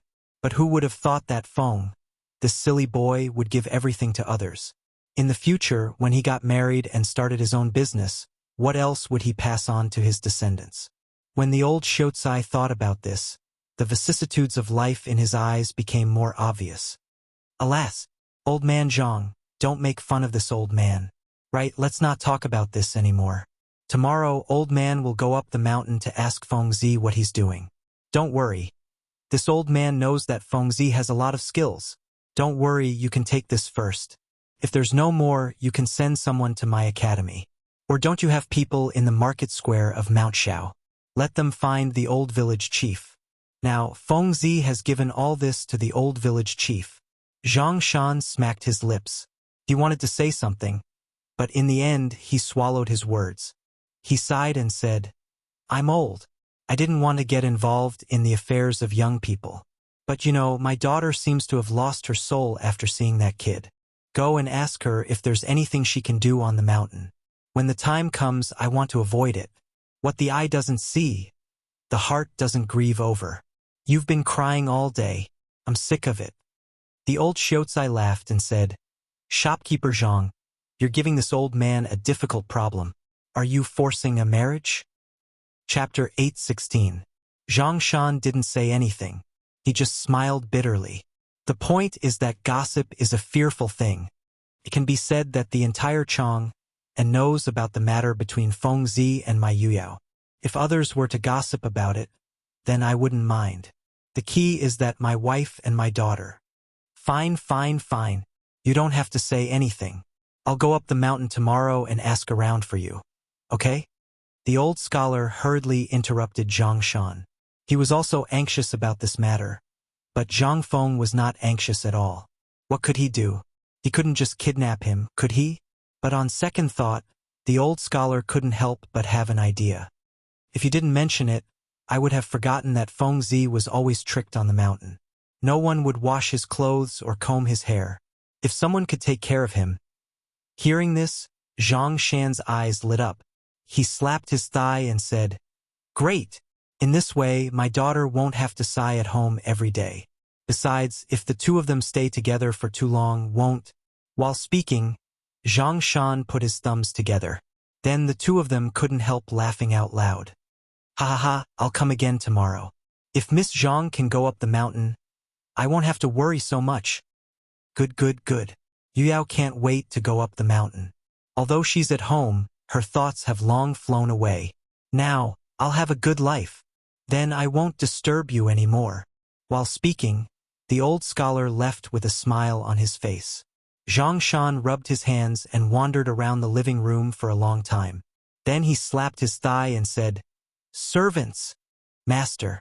The maidservant waiting outside had already heard their conversation. Moreover, they had kept their voices low. At this time, all the servants outside Zhang Shan's living room heard it. Now that they heard Zhang Feng calling again, all of them unconsciously put their ears around the living room. They already knew about Zhang Feng's matter. At this time, all of them couldn't wait for the master to be happy and send them to work in the mountain. Even if it was to pour night incense, it was a job with status. So at this time, the moment Zhang Shan spoke, everyone instantly tensed up. The cleverest maid rushed in as soon as she heard Zhang Shan's shout. Zhang Shan looked at the door and then looked at the figures on the window paper. How could he not know what these fellows were thinking? She glared at the maidservant and said, "Don't just stand there. This matter has nothing to do with you. Go and call Miss and Madam Master Zhang." Before Zhang Shan could summon her, Jingshu's clear voice rang out from outside the door. When Zhang Shan heard this, he instantly knew that the news of the old scholar's visit had already reached the ears of the two girls. He could only scold the servant who was eavesdropping on them before allowing them to enter the room.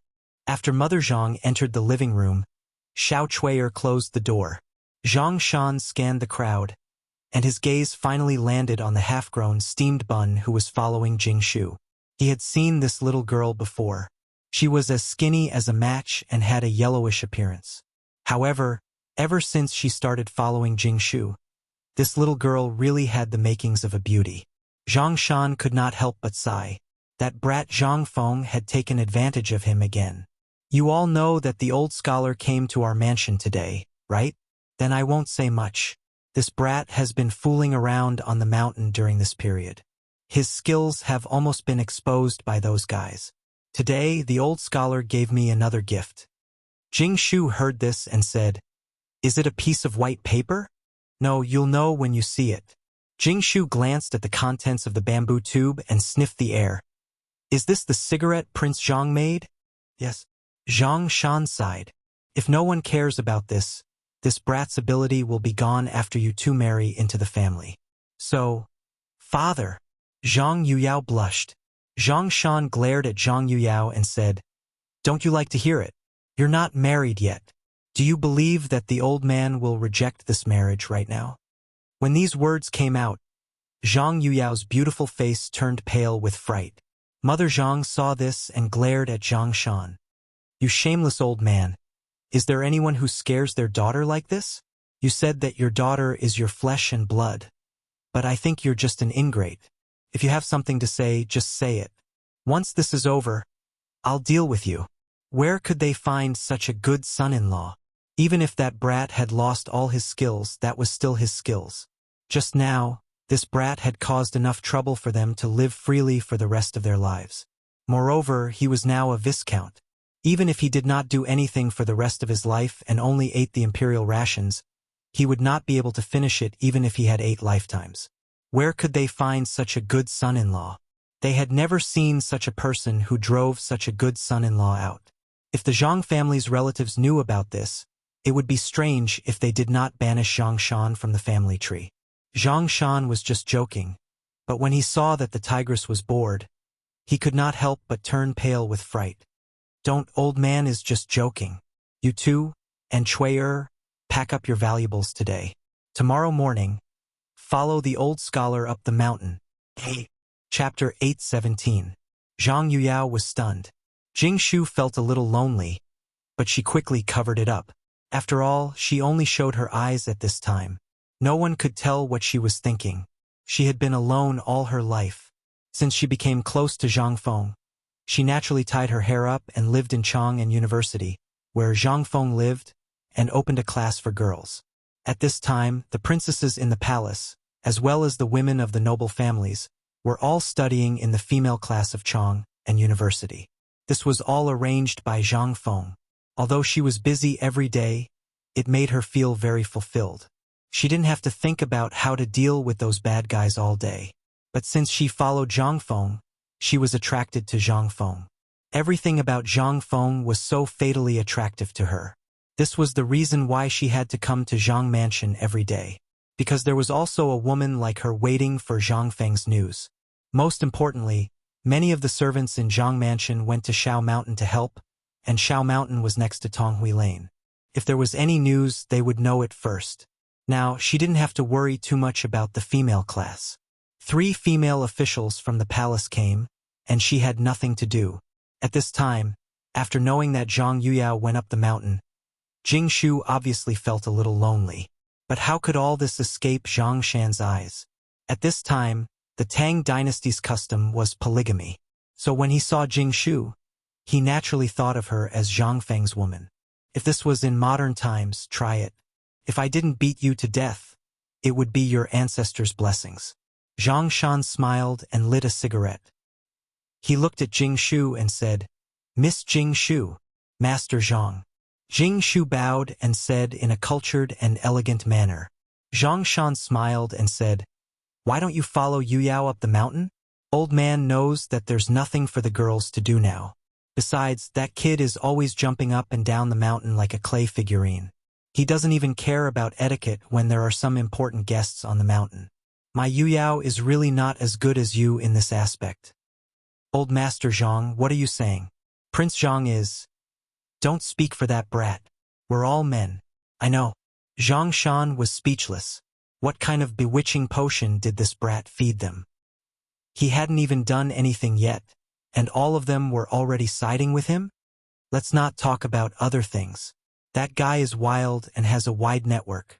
It's inevitable that he will meet some women. Since both of you are going to be Fengzi's wives, I want you to go to the mountain to accompany him this time so as to avoid the rumors. When the time is right, you will... Father, aren't you ashamed? Zhang Yuyao couldn't listen anymore and blushed. After all, Zhang Yuyao's mother was experienced.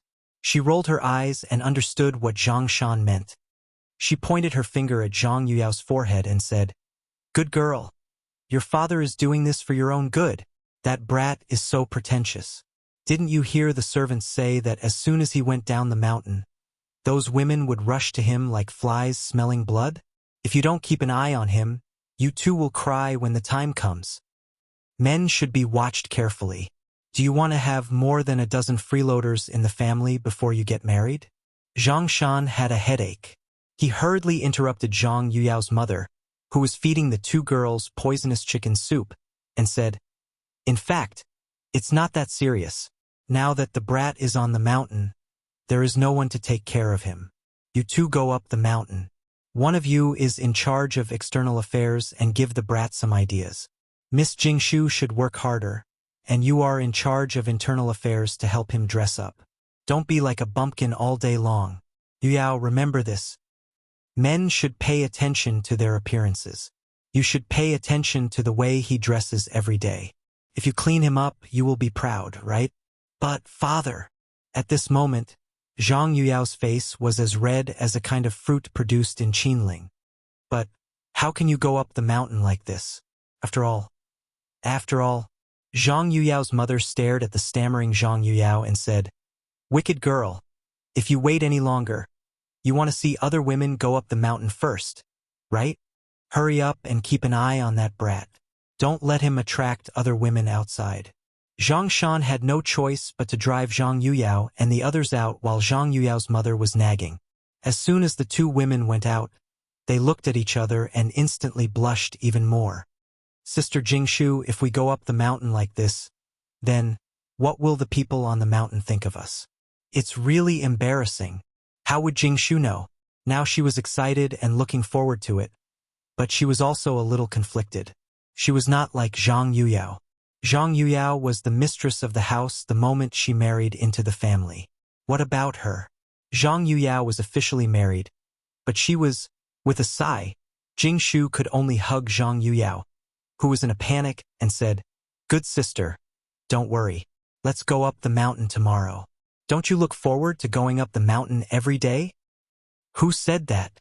Let's go and see what we need to prepare. Didn't you make a set of clothes for Prince Zhang? Don't forget. The two women chattered for a while. Zhang Yuyao was excited again. She counted with her fingers what she needed to bring one by one. But she didn't notice that her personal maid had already taken the steamed buns to Zhang Mansion to show off. Chapter 818. Chang and City, the residence of the 16th prince. In the Yuqi mansion. At noon, Yuqi Gong was lying on a soft couch. His snoring could be heard from afar. Yuqi Gong's wife and family members turned a blind eye to it. It was as if they were already used to it. However, today, many of the Yuqi Manor servants, officials, Family generals and others were staring at the entrance of the manor from time to time. They seemed to be waiting for some big shot. "She's here. Madam. She's here." At this moment, one of the guards rushed into the mansion with a cheer. Madame Yuchi's eyes lit up when she heard that. "Where is she?" As she said that, Madame Yuchi glared at the snoring Yuchigong. "Go and wake that dead man up. She's already here and he's still in the mood to sleep?" The guard was a little scared when he heard that. Who would dare to go forward when Yuchigong was sleeping? They would be beaten to death. However, they didn't dare to refuse the woman's order. They could only glare at the new soldier. In the end, the new soldier shrunk his neck and stammered to Yuchigong's side. When they woke Yuchigong up, he fell asleep. When he woke Yuchigong up, Yuchigong wiped the saliva off his face and knocked him out. "Dead man, you can really sleep? She's already here, and you're still sleeping? Why don't you sleep like a log?" Madame Yuchi glared at Yuchigong. When Yuchigong heard that, he instantly woke up from his dazed state. He waved his hand and had someone drag the new soldier away. He wiped the saliva off his mouth and hurried to the door. "Where is she? Where is she?" "She's at the door." "Then what are we waiting for?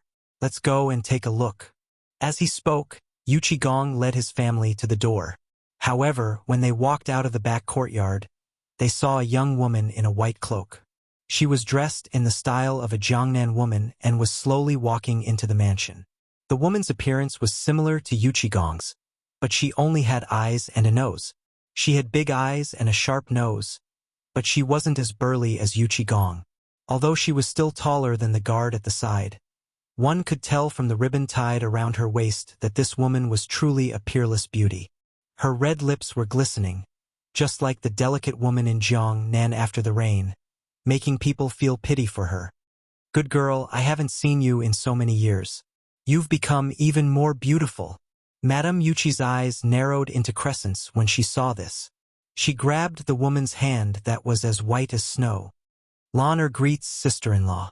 It's been so many years since we last met, sister-in-law, and you're still so beautiful." Honor almost thought I was dreaming of the first time I saw sister-in-law 10 years ago. Madame Yuchi was overjoyed when she heard this. "Little sister, what are you talking about? We're all one family, so let's not talk about these things. How have you been in Jiangnan these years?" Yuchigong had a side relative. After the Tang dynasty was established, Li Yuan dispersed the family power of all the officials in order to disperse the power in the court. As for Yuchigong's side branch, they naturally chose the wealthy Jiangnan generation. After not seeing each other for a few years, if Yuchigong hadn't joked with Zhang Feng about having a girl, he would have forgotten about this cousin. Afterwards, he returned to discuss Zhang Feng's marriage with his wife. The two hit it off and quickly sent a letter to Yuchigong's uncle. This girl was a side branch of Yuchigong's great-grandfather, Yuchi Meng. She was also the only daughter of Yuchigong's paternal uncle, Yuchi Meng. These years, their development in Jiangnan could be considered quite effective, even more so than Yuchigong's branch. However, although their lives were good, they were unable to enter the world. Last year, Yuchigong had received a letter from his paternal uncle, Yuchi Meng, who wanted to find a marriage for Yuchi Meng's only daughter. Thinking about it this way, Yuchigong couldn't help but feel that Zhang Feng was full of merits. Although he had an engagement as a man, which man didn't have 3 wives and 4 concubines? Moreover, this kid had saved the emperor's favor and called him brother. In the future, when a man achieves the Tao, even his chickens and dogs will ascend to the heavens. This was a small matter. His Yuchi clan would also be able to benefit from this. Who told him to have many sons? But most of them were disappointing. Although he rarely interacted with Yuchi Meng, he didn't know if this cousin of his was still as thin as a stick of firewood after not seeing her for a few years. But seeing her today, Yuchigong almost cried out in surprise. He had seen at least 800 if not 1,000 women. Among them, he had seen blonde-haired and blue-eyed Hu people, as well as those smelly extraterrestrials. But seeing her now, Yuchigong's heart instantly blossomed. This was great. When Yuchi-lan arrived, it would be strange if that kid didn't fall under her pomegranate skirt. Yuchi-lan wasn't as cold and aloof as Jing Shu. Nor was she like Zhang Yuyao, a pretty girl from a humble family. Instead, she had the fatal charm of a Hu person. She was charming and had a graceful and noble temperament. No one could compare to her in this aspect. While Yuchi Gong was stroking his beard and smiling foolishly, the group had already entered the drawing room. Only then did Yuchi Lan'er bow slightly. Lan'er greets cousin. It's been many years, but cousin is still so valiant. Chapter 8:19. Ha ha ha, my good sister. You are the one who gave me a big surprise. Come, come, come, sit, sit, sit. Yuchi Lan'er blinked her eyes, smiled, and nodded her head gently. After everyone had taken their seats, Yuchi Gong waved his hand and said, Servants, is the banquet ready? Master, it's ready. Hearing that, Yuchi Gong stood up and said, Sister Lan'er, you must be tired from the journey. Let's go. I have prepared a welcome banquet for you. Shall we talk while we eat? In fact, Yuchi Lan'er had known that they were coming to Chang'an. Although Yuchi Lan'er didn't care about it, she had her own dream. But when she heard that it was Zhang Feng, Yuchi Lan'er couldn't sit still. Zhang Feng's general toast had caused a sensation among the scholars and beauties in Jiangnan. All the girls were obsessed with Zhang Feng's poems. As long as one of Zhang Feng's poems was spread to Jiangnan, it would cause a great fight. Yuchi Lan'er wasn't that crazy, but she had already given her heart to him.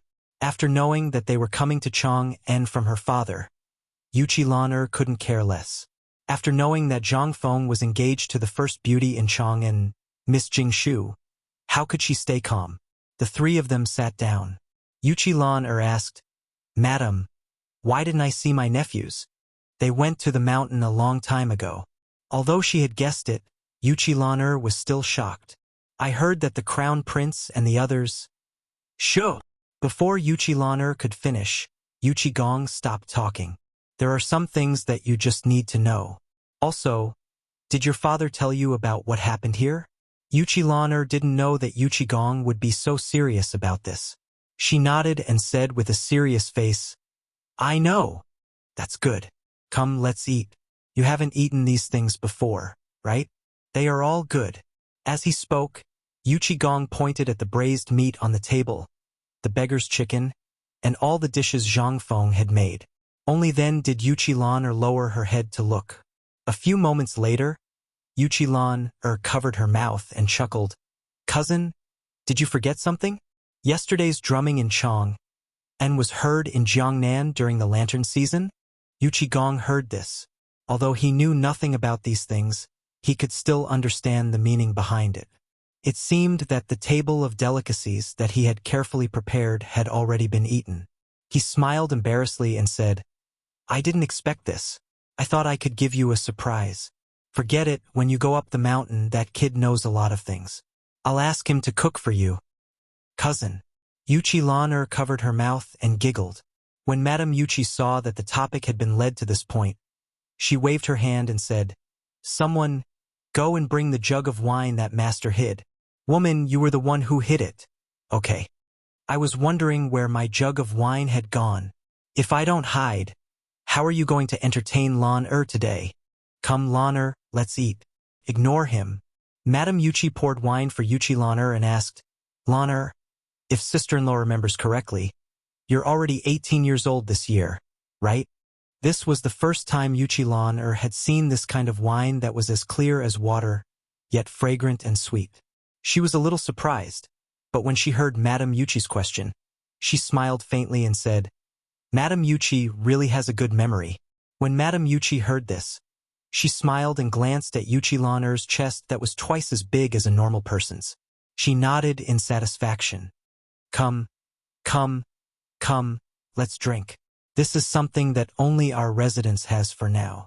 It's hard to say whether the other public houses and the imperial palace have it or not. You don't know, but this wine was also made by that kid Zhang Feng. But didn't you say that the beer was made by him? This sigh. How long ago was that? When we go up the mountain tomorrow, I'll teach you a good lesson about that silly kid Zhang Feng. Come, come, come, let's eat first. We'll talk after dinner. That kid knows things that you can't even imagine. This time I'll tell you this much. But there's one thing that depends on you. Although that kid is only a viscount now, he's still the chancellor of White Deer College. But I can guarantee with my head that the number of ladies who have their eyes on that kid can line up from here all the way to Mount Shao. Yuchi still believed in this point. However, at this moment, she had a better understanding of Zhang Feng's talent and knowledge. She couldn't help but be more eager to see what kind of person Zhang Feng was. Report. At this moment, someone rushed into the living room and whispered something in Yuchi Gong's ear. Yuchi Gong's expression changed abruptly. Oh no! Hearing this, Yuchi and Madame Yuchi turned pale with fright. What's the matter? What happened?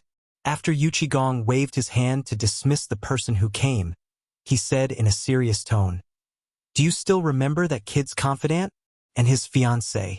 Now, these two girls have become sisters. Tomorrow, the old scholar from Chong and university actually asked them to go up the mountain to take care of Zhang Feng's daily life." Madame Yuchi became anxious when she heard this.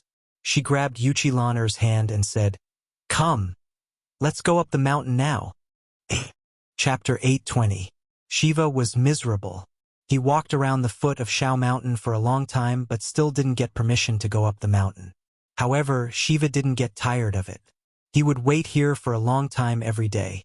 When he was hungry, he would ask the passers-by to buy some food for him. When he was sleepy, he built a straw shed on the spot and asked someone to buy some things for him to stay in.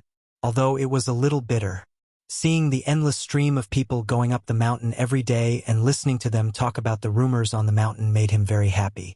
Shiva was even more eager to go up the mountain. The fatal attraction of Zhang Feng made Shiva forget his identity as Prince Xinla. Before, he thought that Prince Xinla was a high and mighty existence. However, after meeting Zhang Feng, he suddenly felt that Prince Xinla was nothing. Even his father, the emperor, couldn't be compared to him. Of course, he didn't dare to say these words in front of others. Otherwise, he wouldn't be able to keep his legs when he went back. However, he didn't care anymore. As long as he could go up the mountain, he wouldn't go back to Xinla. Go back to your second uncle. He wouldn't go back. It was because Zhang Feng had come up with another good thing after the white paper and the braised beggar's chicken. After spending a lot of money to get a cigarette from old Shiva was completely lost. At this time, after waiting for the people in line to enter the market to go in, Shiva tidied up his clothes and even clutched the gold leaf that he had prepared. He planned to bribe the guards to let him go up the mountain. "Oh, isn't this the little prince of Xinla? Why do you want to try again today?" Ha ha ha. Amidst the guards joking, Shiva used the unfamiliar Han etiquette to salute and say, "Officers, this one is truly an old acquaintance of Principal Zhang. I'll have to trouble you to pass on the message. Can this be considered as a gift for the officers?" The guard glanced at the bulging money bag in Shiva's hand before withdrawing his eyes. He then looked at Shiva and said with a smile on his face, "You don't look like a troublemaker.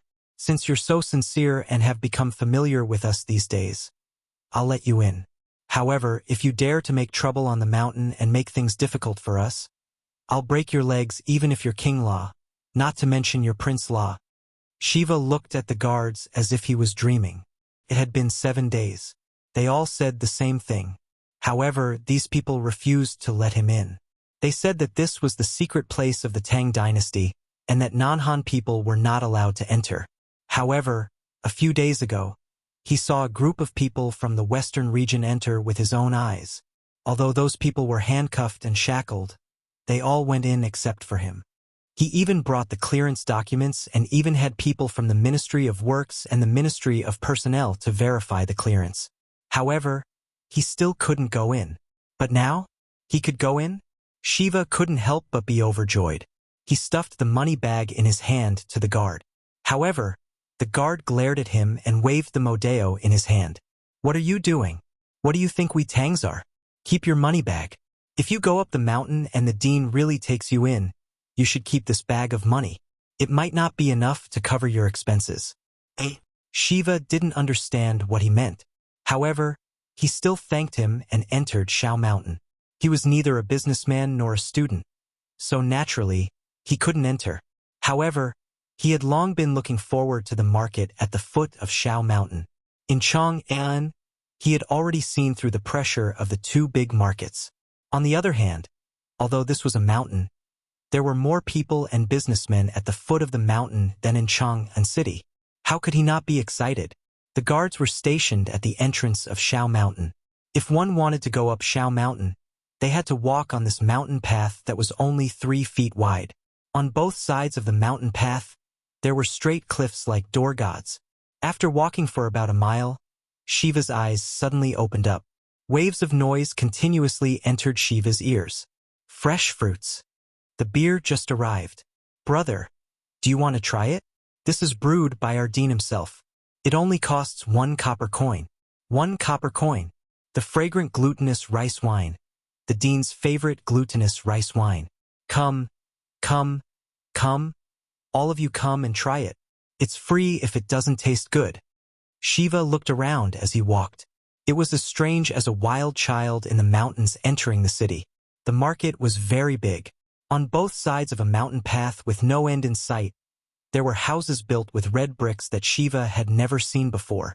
There were also some houses built with wood and bamboo. The ground was made with an unknown material that was as hard as stone. There were also smooth stones of different colors inlaid on the ground. It looked very beautiful. On this road, although there were many peddlers, no one dared to spit or throw away rubbish. Even if there were a few leaves, someone would take the initiative to pick them up. This made Shiva even more curious. Most importantly, everyone here had a cigarette in their hands. They held it in their mouths and walked with their heads held high. Those who didn't have cigarettes lowered their heads and hurried past. This made Shiva even more curious. He pulled over a Hu merchant and curiously asked, "Brother, why do these people all have cigarettes in their mouths? Why do those who don't have cigarettes have their heads lowered?" The barbarian merchant first looked at the man who was dressed similarly to him as if he was a monster. After a while, he said strangely, "Kid, give me a cigarette. Let me tell you, where does Shiva have a cigarette?" He hurriedly took out a golden leaf from his money pouch. The barbarian merchant looked around like a thief before putting the leaf into his sleeve as if nothing had happened. "Kid, on Shao Mountain, if you don't smoke, you're not a man. Do you understand? Those who don't have cigarettes don't deserve to stay on Shao Mountain. Brother, let me give you a piece of advice. There's a shop in front of the food factory that specializes in selling cigarettes. Go buy a box. Otherwise, if you stay too long, you'll drown in the spit." Chapter 821. There's such a rule? Shiva was shocked and quickly asked again, "Brother, who set this rule?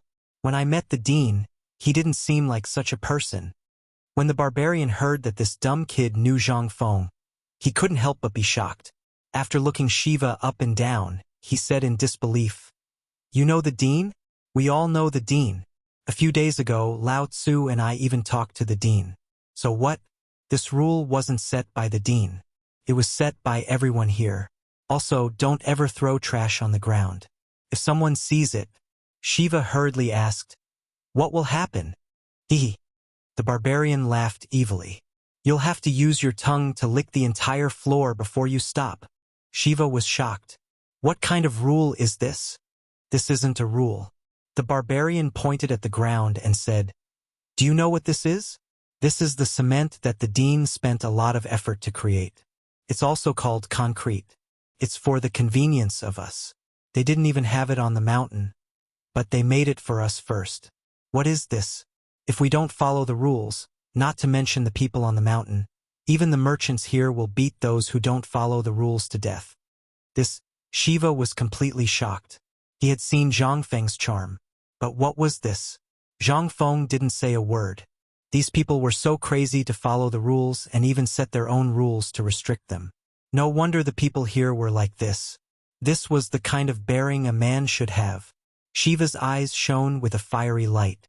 After thanking the Hu merchant, he trembled as he walked towards the entrance of the sect. The barbarian smacked his lips and glanced at Shiva. He touched the golden leaf in his embroidered robe and laughed. "Another dumb rich man. Do you think it's so easy to climb this mountain?" The people in the market were very law-abiding. In the past, they still needed people to maintain law and order. However, since Zhang Feng built 2 commercial streets for the people here, the people who used to maintain law and order here had long disappeared. Don't ask why. Where was this place? This is a mountain. Who dared to disobey the rules here? How could this place tolerate him?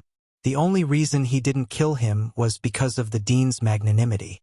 After bidding farewell to the barbarian merchant, Shiva wandered around the market. He first went to the entrance of the food factory and spent 10 copper coins to buy 10 cigarettes. Only then did he have an idea of what to do. Looking at the winding cement road that led to the top of the mountain, as well as the 30 feet wide mountain gate that was built between the food factory and another mountain valley, he couldn't help but feel even more shocked. The mountain gate was very casual.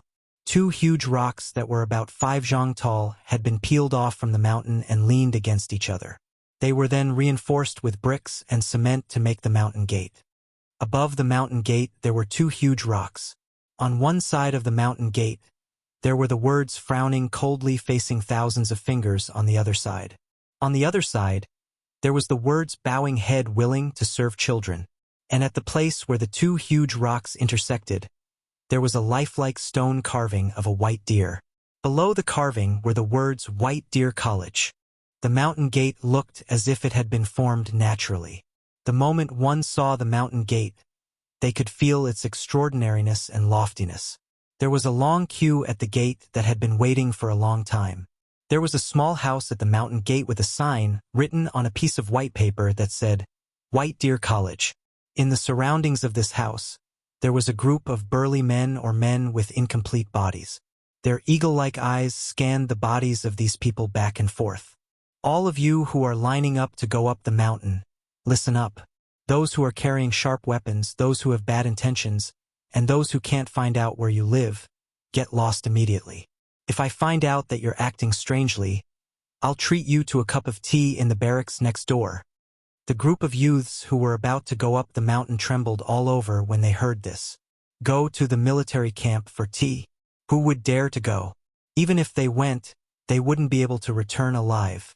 Shiva kept nodding his head as he watched and listened. After 2 hours, it was finally Shiva's turn. Shiva hurriedly handed over the token. Shiva? Are you for real? Not a Han? The man who was missing an ear and had a scar on his face glanced at Shiva's token, and a cold look flashed across his face. Kid, scram immediately for Lao Tzu. How dare you go up the mountain as an outsider? If you dare to pester me again, I'll chop you up. Didn't you see that it's clearly written here? Other than Han people, no one is allowed to go up the mountain.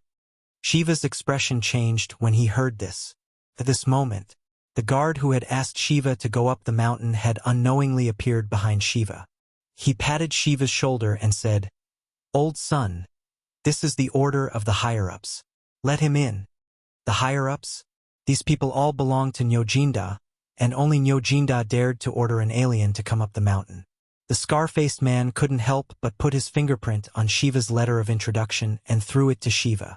Next, Shiva thanked the guard profusely before he happily went up the mountain gate. Standing at the mountain gate, Shiva raised his head and looked at the faintly discernible buildings that were under construction. His heartbeat quickened. White Deer College? Shiva, am here. Chapter 8:22. Zhang Feng was too lazy to be idle these 2 days. He spent the whole day in the forging workshop, tinkering with something. This made Cheng Chumo and the others arrogant, especially since Cheng Chumo got Zhang Feng's sunglasses. He had a cigarette in his mouth all day and returned to the appearance of the 4 great devils in Chang'an. Sitting on a sliding pole, he patrolled the construction site. At this time, Cheng Chumo just finished patrolling the construction site and sat down on the recliner. Instantly, the recliner made an unpleasant groan. It seemed that the recliner would fall apart in the next moment. Li Chengqian, who was reading a new textbook, was shocked. Tainyo, get up.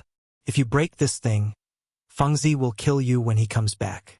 And the thing on your eyes, give it to me. The first sentence.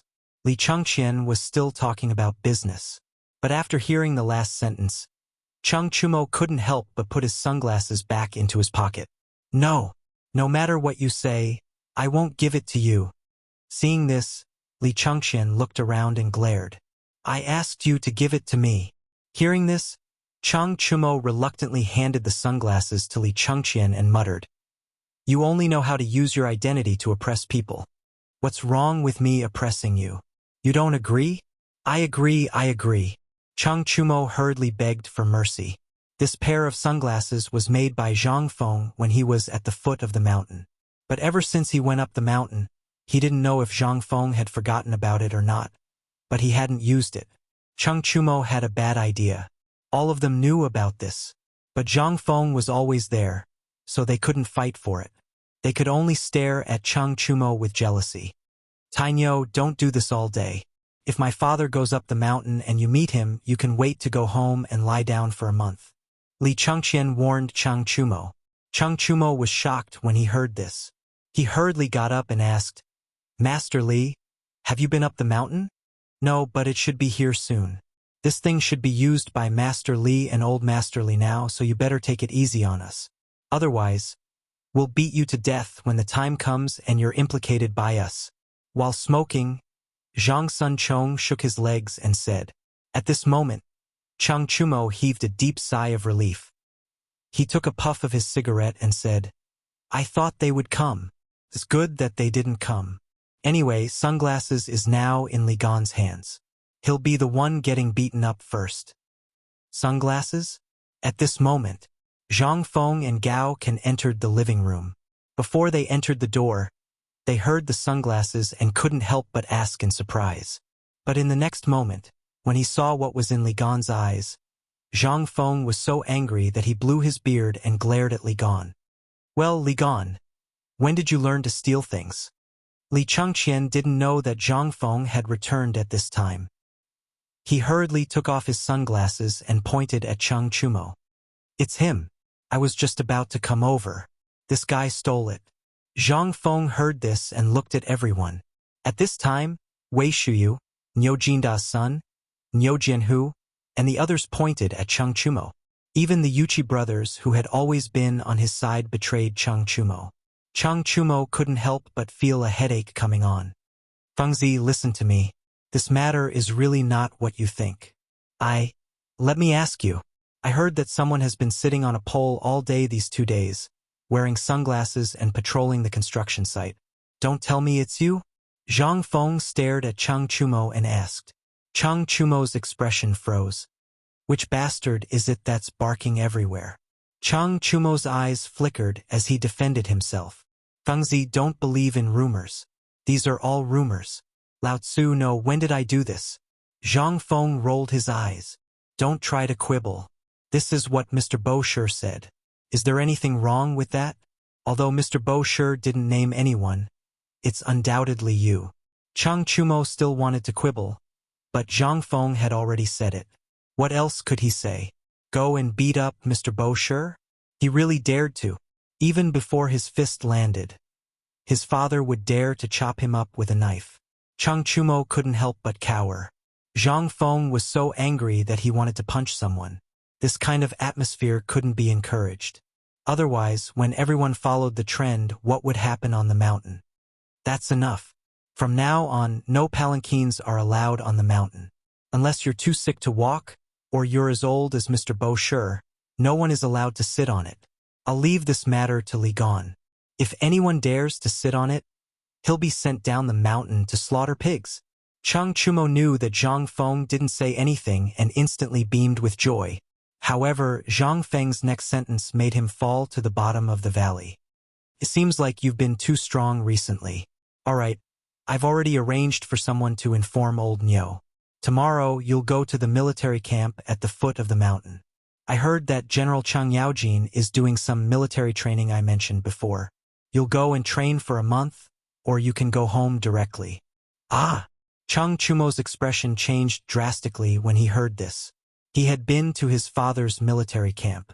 Zhang Feng had created those perverted toys that tortured the experts to the point of wanting to die. It was known as the torture in the military camp that was more painful than being in the water prison. How could he go? Wasn't this asking him to go? Chang Chumo couldn't help but grab Zhang Feng and burst into tears. Fengzi, we're brothers. Why do you have to make things difficult for me? Chapter 8:23. When Niu Jianhu and the others heard this, they couldn't help but turn pale with fright. Yuchi Baolin and his brother didn't say anything. They just stood behind Chang Chumo and didn't say anything.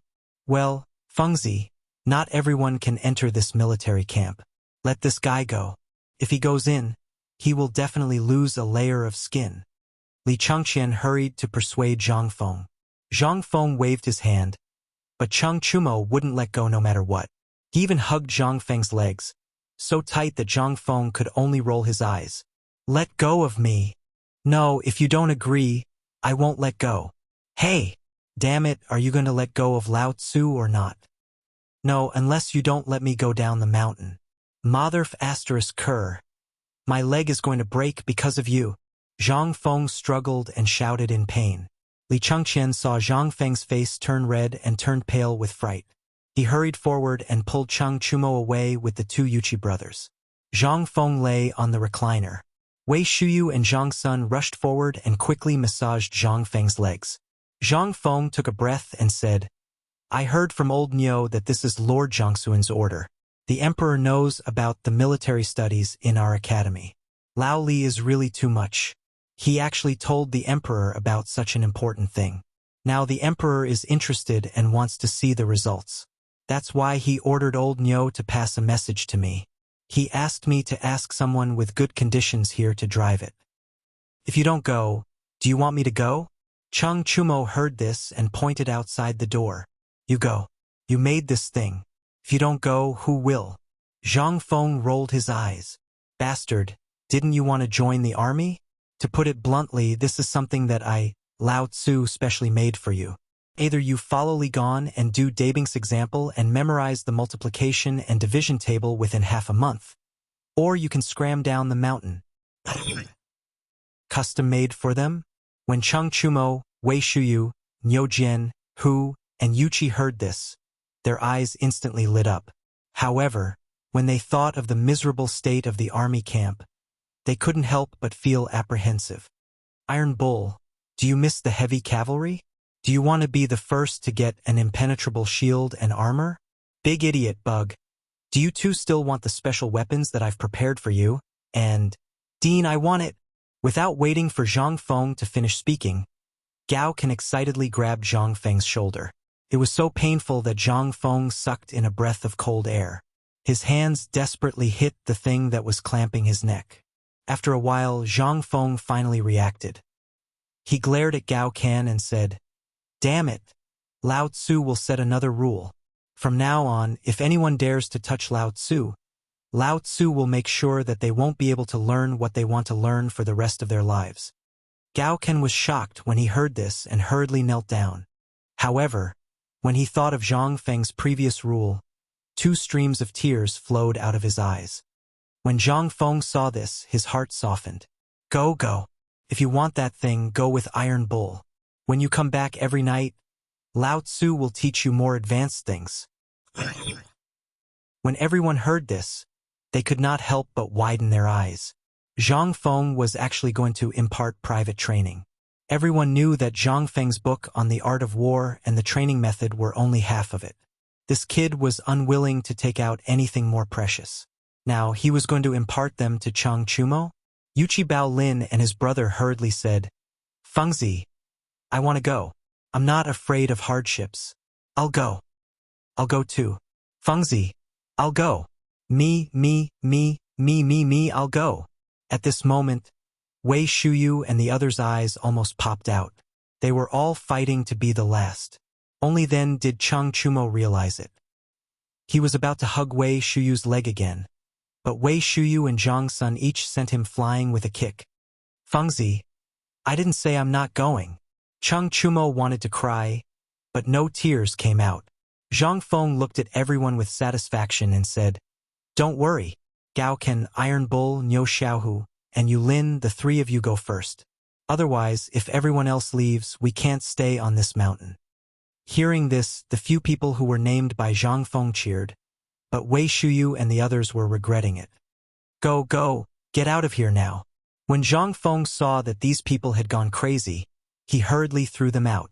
After they ran away while wailing like ghosts and howling like wolves, Zhang Feng then sneakily took out a wooden box from his bosom and threw one to each of them. Come, I have a lot of this. One for each of you. Here. Everyone opened the box curiously and saw that there were brand new sunglasses lying inside. They could not help but be excited. But why would Wei Shuyu and the others care about this? They hurriedly asked, Fengzi, the custom-made weapons you mentioned. Hearing this, Wei Shuyu and the others almost hugged Zhang Feng and kissed him. Seeing this, Zhang Feng hurriedly begged for mercy. Everyone has one. I'll give you a surprise during the new year. Don't worry now. This thing can't be made in a short period of time. When I have time, I'll tailor it for you. Okay? At this moment, Chang Chumo returned and said, Oh no, Fengzi. The fool you tricked before is here again. He's here to cause trouble. Chapter 8:24. When Zhang Feng heard this, he was a little confused. What? When did Lao Tzu cheat people? Zhang Feng really couldn't remember this. As he asked curiously, he got up and walked out of the door. Chang Chumo blocked Zhang Feng and said, Isn't it that person called Shiwa? Have you forgotten? When Li Chengxian heard this, he couldn't help but think of Shiwa's appearance. He asked with a strange face, Why did that kid go up the mountain? How did he go up the mountain? Chang Chumo shrugged. He heard that Uncle Nyo told him to go up the mountain. Hearing this, Li Chengxian suddenly understood and looked at Zhang Feng with a strange expression. Although Zhang Feng didn't know about this mountain, it had already become a forbidden area in the imperial court. Without the approval of several generals, Li Chengxian's guards, and the Jinwu guards or special certificates, no one could enter, let alone outsiders. Outsiders were either merchants with a clear background or slaves. No one else was allowed to enter. After Zhang Feng encountered the immortal bomb, Li Shimin was furious and set up an unwritten rule. Whoever barged in would be killed, no matter who it was. Even Li Chengxian would be beheaded if he dared to barge in without permission. Moreover, this Shiwa was cheated badly by Zhang Feng before. Why did he come up the mountain this time? Didn't he hear that he came to the Tang dynasty to ask for help last time? He had already asked for help, but he still didn't leave? What was he thinking? Could it be that he really came to ask Fengzi for compensation for his previous losses? This dignified crown prince shouldn't be so poor, right? Li Chengxian also couldn't guess this kid's thoughts. He couldn't help but look at the puzzled Zhang Feng and ask, Do you want me to go out and drive this kid down the mountain? Zhang Feng heard this and said, Drive what away? I also know now. It's that little rich man Jinla. Now that he knows we are short of money, he is here to give us money. Why do you want to drive him away? Go, go, go. Invite him in. Zhang Feng really did remember this kid. But when he thought of the last time, Zhang Feng's heart became hot again. Good timing. Whatever he said would come. He was just short of money, and now it came? Before Zhang Feng could finish his fantasies. Under the guidance of Chang Chumo, the purple-robed Shiva walked into Zhang Feng's small living room. Upon entering, Shiva first looked at the simple furnishings in the room, then looked at Li Chengxian and the others. Only then did he respectfully bow and say, Shiva greets Dean Zhang Feng. Ha ha ha. So it's you. Come, come, come, don't stand on ceremony. Seat of honor, seat of honor. Tainyo, serve the tea. Chang Chumo pointed at his nose and walked out of the room gloomily. Gao Kan and Yuchi Baolin had run away. Now, how did the matter of the sidekick find him? However, being depressed was one thing. But when he saw that someone was going to be in trouble, Chang Chumo became excited. At this time, Li Chengxian and the others were sitting still in the room. They looked straight ahead and smoked their cigarettes. Originally, Zhang Feng wanted to greet them and introduce them to each other. But when he saw that they were all acting cool, he was too lazy to do so. Glancing at Shiva's bulging money bag, Zhang Feng smiled even more happily. Why are you here from so far away? I heard that Jinla is in big trouble now, is that right? What's going on? Is it serious? Shiva's face turned bitter when he heard that. That was one of the reasons why he was here. Brother Zhang Feng, you don't know. I don't know what's wrong with that D*MN India. They mobilized an army of 300,000 to invade Jinla. To be honest, Jinla is suffering. Zhang Feng heard that and nodded. That's right. That D*MN India. If I had an army of 100,000, no 50,000 people, I would definitely lead them to fight for you. But I'm just a weak scholar. Weak scholar.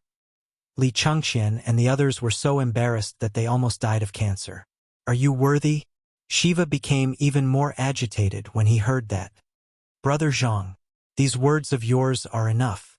I came to the great Tang precisely to seek the assistance of His Majesty, the wise and mighty emperor. Shiva glanced at Li Chengqian as he spoke. Li Chengqian pretended not to see it. Shiva continued, but 10 days have passed, and I still haven't seen any response from the Tang dynasty.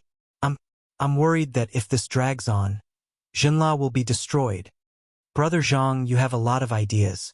Can you give Jinla a way out? As he spoke, Shiva hurriedly placed the money pouch with the golden leaves on the tea table beside Zhang Feng. Zhang Feng glanced at it and pretended to be angry. What are you doing? Take it back. We're brothers. We should help each other. When Shiva heard this, he really thought that Zhang Feng was incorruptible, so he pretended to take back the money bag. However, before he could grab the money bag, Zhang Feng said, but seeing how sincere you are, I'll kindly accept it. Li Chengqian wanted to beat him up. Niu Jinhu and Yuqi Baoqi had never seen this side of Zhang Feng. In the past, he had always heard about how awesome Zhang Feng was. But now, what was this? Wasn't this King Street thug? Was this still the legendary awesome Zhang Feng? Chapter 8:25. Shiva was confused by Zhang Feng's action. But when he saw Zhang Feng accept it, he was relieved. There was a way to solve Jin La's problem. Sure enough, after Zhang Feng received the money, Shiva hurriedly asked, Brother Zhang, then tell me, how can I, Jinla, resist this army of 300,000? There's no need to resist. Zhang Feng waved his hand. Oh? Shiva was surprised and hurriedly asked, Brother Zhang, what good plan do you have? If you can solve my problem, I'll definitely give you a big gift. After thinking for a while, Shiva gritted his teeth and said, We're willing to give you all the profits from our trade with the Tang dynasty for half a year. Hiss! Hearing this, Li Chengqian couldn't help but suck in a breath of cold air. Half a year's profits? Although the price was very low now, Li Chengqian knew that each trade was worth tens of thousands of taels of gold. Wouldn't that be 60,000 taels of gold in half a year? Damn it. Didn't he already give a solution? This was a huge scam. Li Chengqian wanted to slap himself. Dugo, Wei Shuyu and the others looked as if they had eaten shit.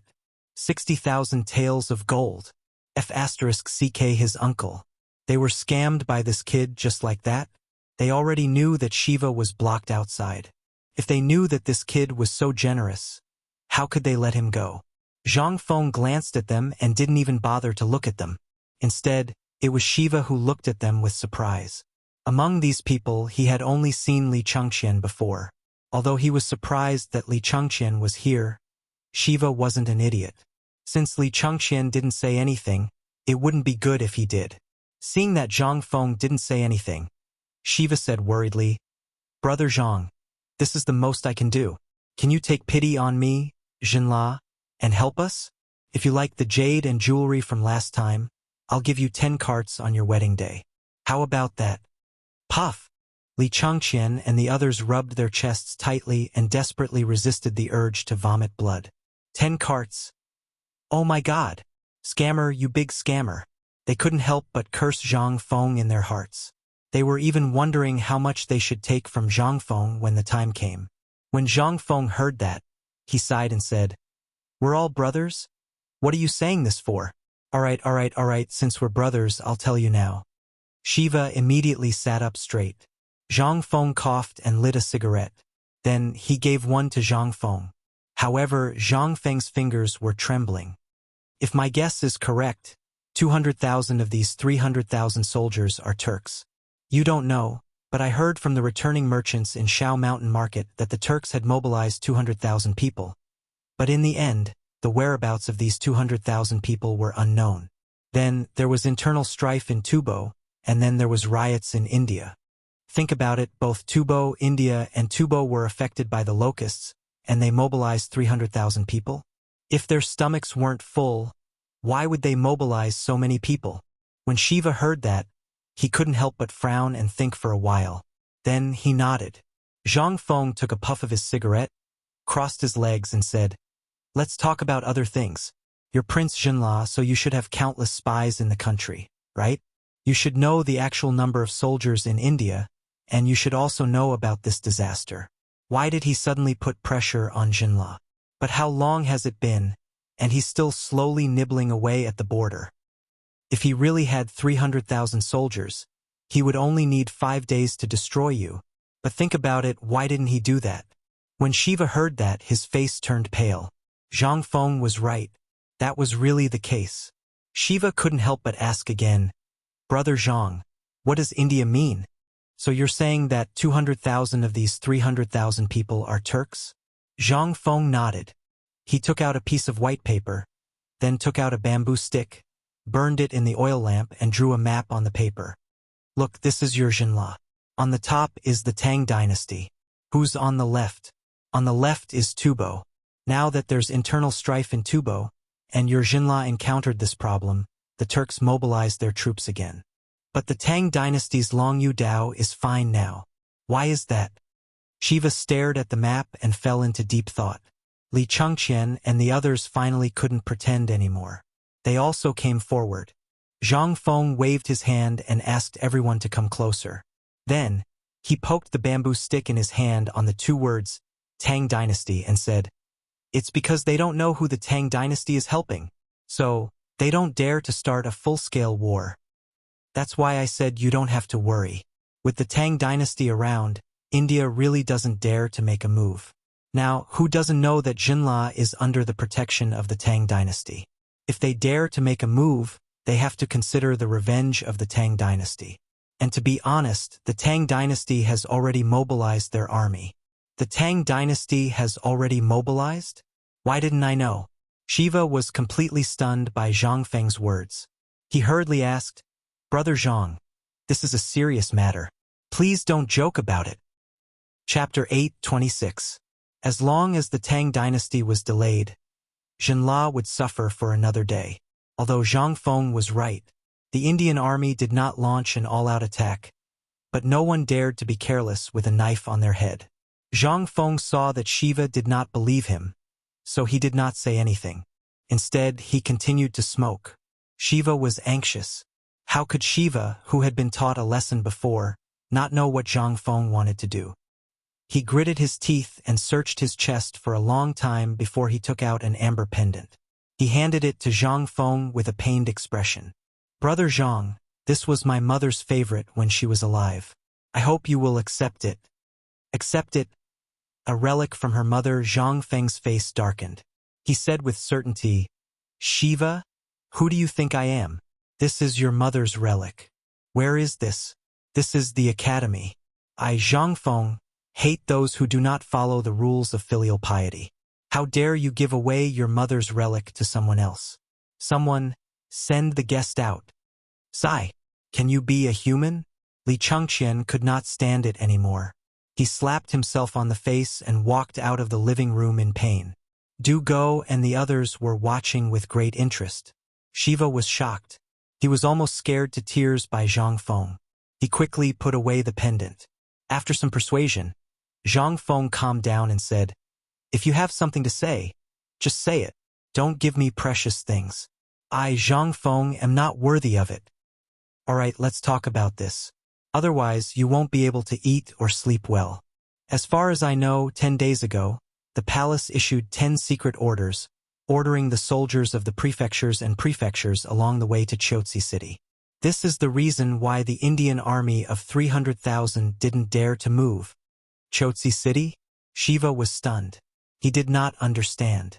Zhang Feng saw that Shiva was about to ask an idiotic question again. He quickly waved his hand and said, "The Tang Dynasty has a strategy called besieging Wei to save Zhao. Do you know about it?" Shiva shook his head in confusion. Zhang Feng was a little annoyed, his toes almost digging a big hole in the floor. He pointed at Du Go and said, De Bing, you tell him. Dugo calmly lit a cigarette and slowly said, actually, this matter is very simple. Regardless of whether those 300,000 people are Turkic or not, there is no way to investigate this matter now, and there is no need to investigate it.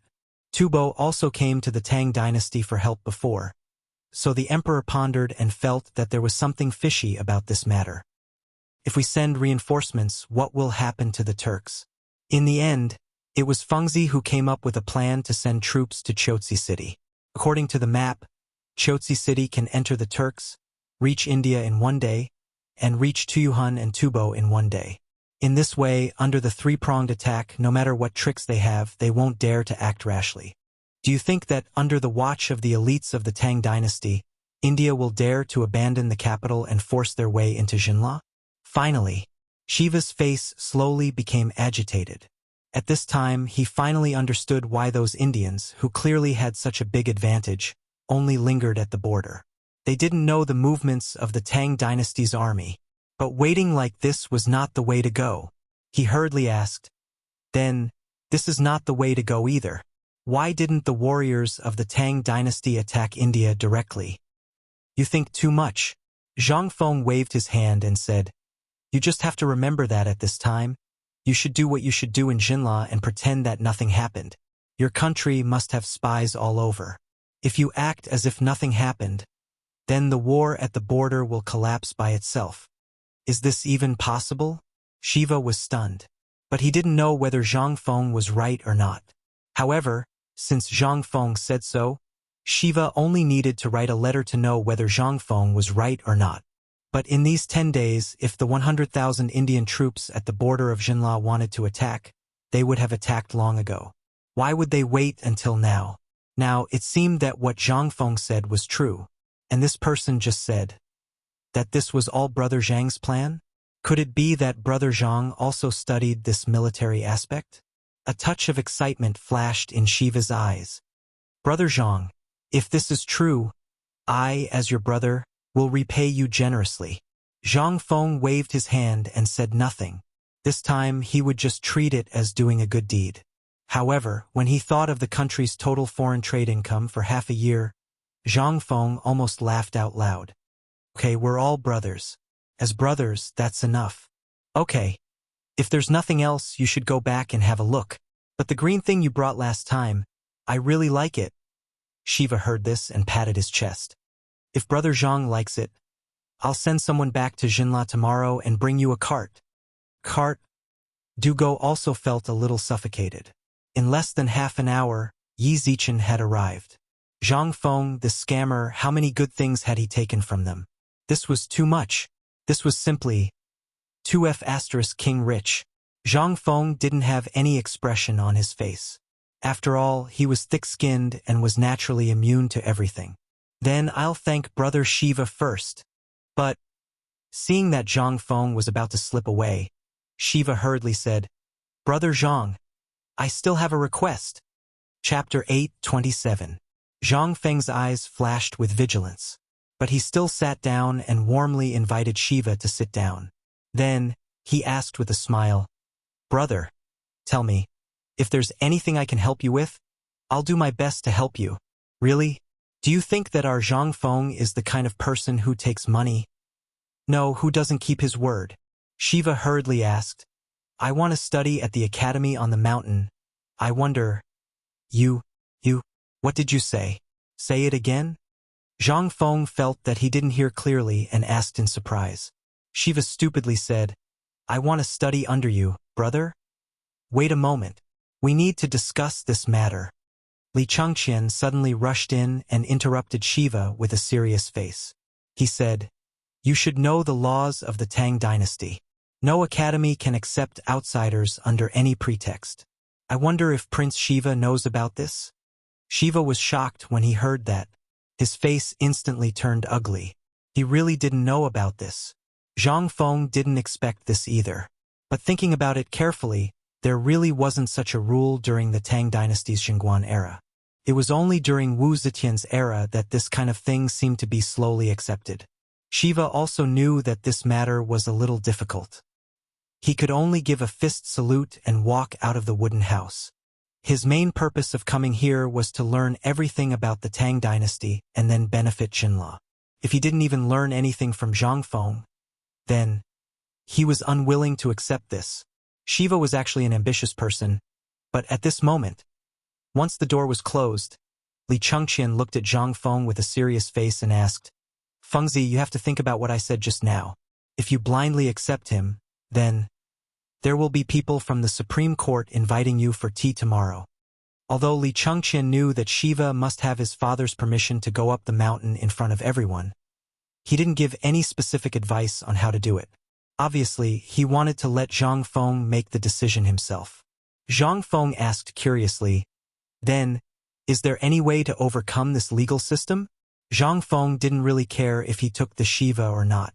However, when he thought about the treasures of the level 10 car and the profits he could make in half a year, he was envious. Who asked him to be so poor that he didn't even have food to eat? Zhang Feng's question really stumped Li Chengqian. He hurriedly asked, "Dating, you're more familiar with these things. Think about it and see if you have any ideas?" "There is a way, but it all depends on whether this Crown Prince Siwa is willing or not."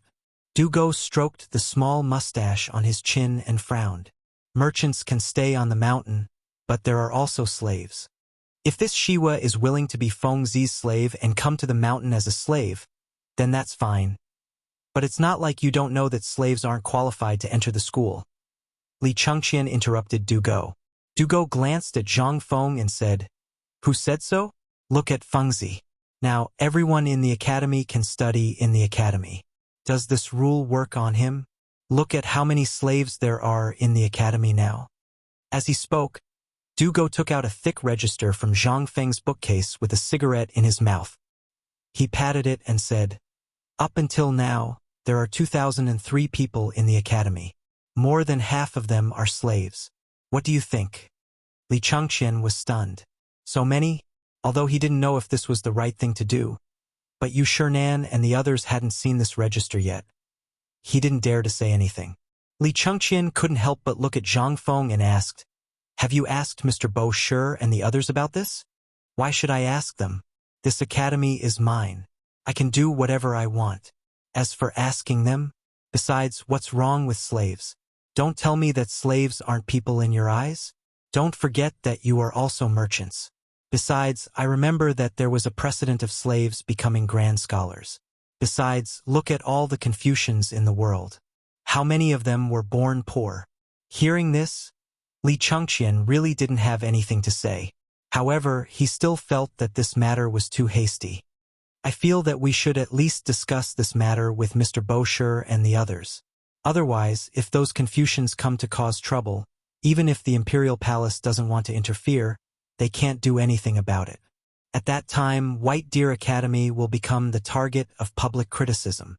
Zhang Feng hadn't thought of this point. He remembered that when he told the old elementary scholar about this matter, the old elementary scholar didn't say anything. Although he couldn't see through the old elementary scholar, many people seemed to know that the old elementary scholar was a great Confucian scholar. If he didn't say anything, what could Mr. Bo Shi and the others say? Zhang Feng couldn't help but feel frustrated. All right, go ask Mr. Bo Shi. I'll wait here. It's so annoying." When Li Chengqian heard this, he hurriedly walked out of the small wooden house. Once he was out, he ignored Shiva and hurriedly ran in the direction of the waterfall. Shiva, who was bowing to the air, froze in midair. After Li Chengqian left, a trace of loneliness flashed across Shiva's eyes. Chapter 8:28. Yu Shernan was very excited these days, but he also had a headache. Facing the reprimands from countless Confucian scholars, Zhang Feng's letter, and the fact that this kid was not doing his job, he was tinkering with something in the forging workshop all day long. Finally, the matter of the white paper was settled. They didn't see him again. They drank tea, looked at the waterfall in the distance, recited poems, and touched the white paper with a smile. From time to time, they even dipped it in their mouths. Then, they let out a satisfied sigh of admiration. It was as if the white paper was very fragrant. At this moment, in front of the bamboo house, Li Chengqian's voice slowly sounded, and they couldn't help but feel a little surprised.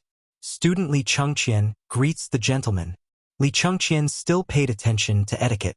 When there was no one around, he had the image of an elegant young master. Yu Shernan and the others nodded in satisfaction. Get up, sit. Li Chengqian didn't stand on ceremony. After sitting down, Yu Shernan asked again, looking at your face, did that kid cause some trouble again?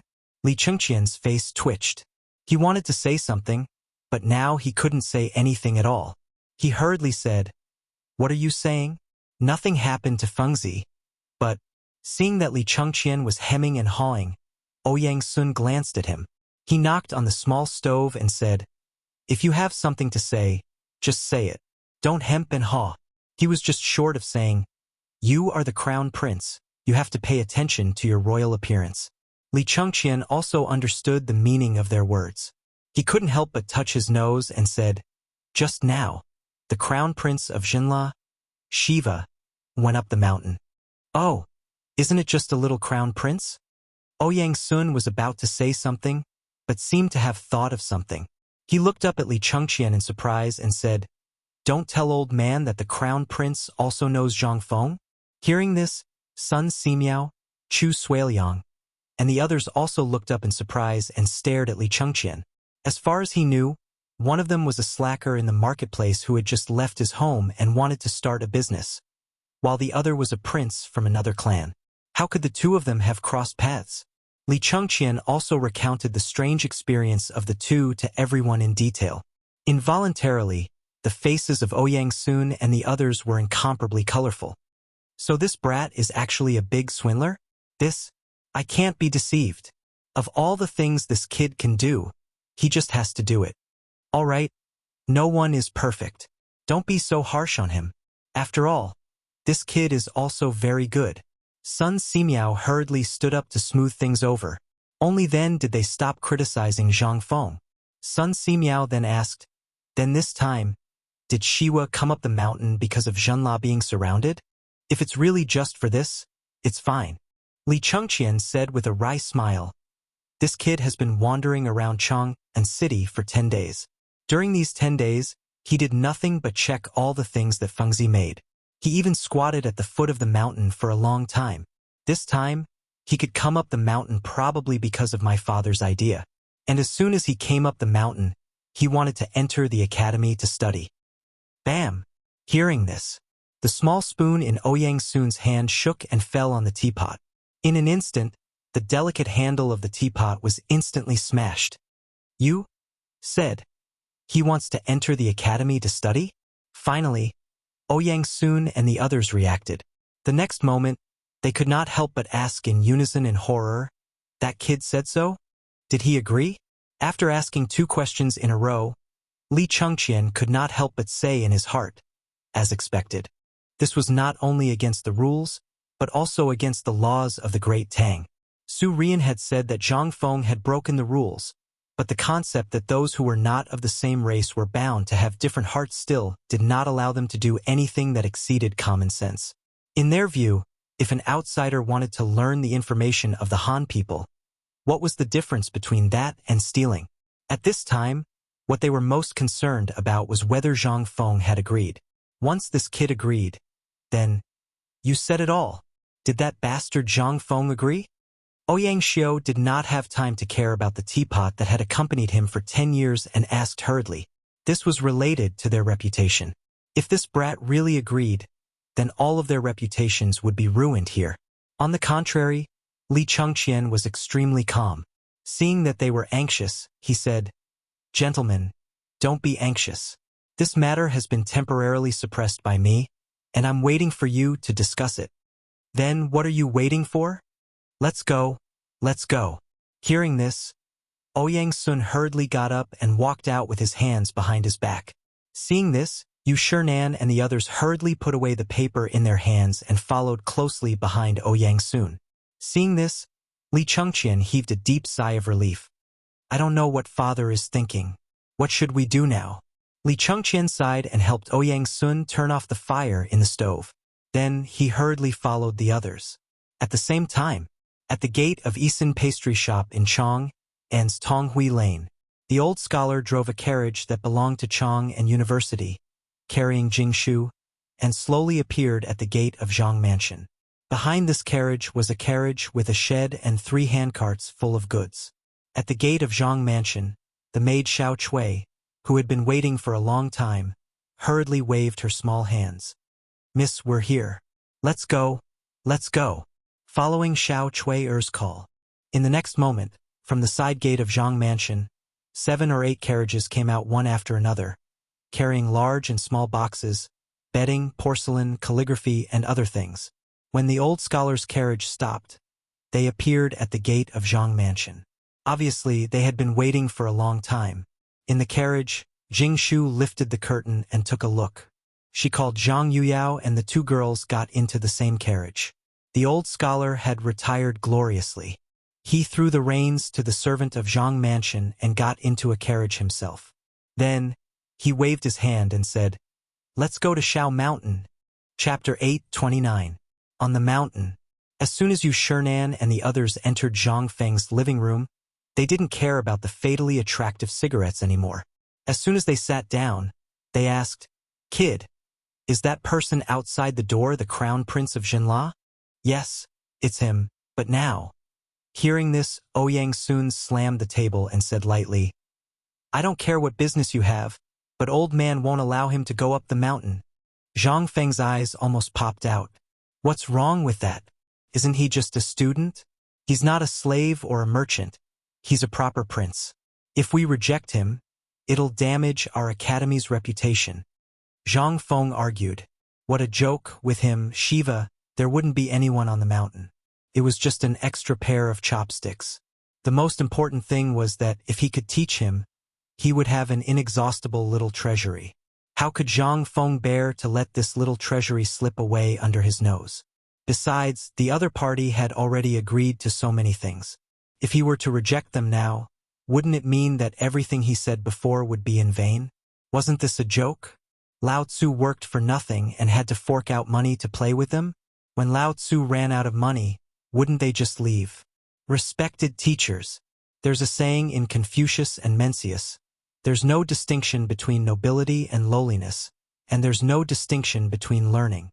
Old Man Kong even said that there's no discrimination in education.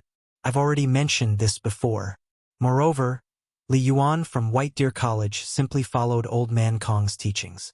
I don't know what wrong I've done, but I hope that respected teachers can enlighten me. Ouyang Sun was choked by Zhang Feng and was speechless for a long time. His face was flushed red, obviously angered by Zhang Feng.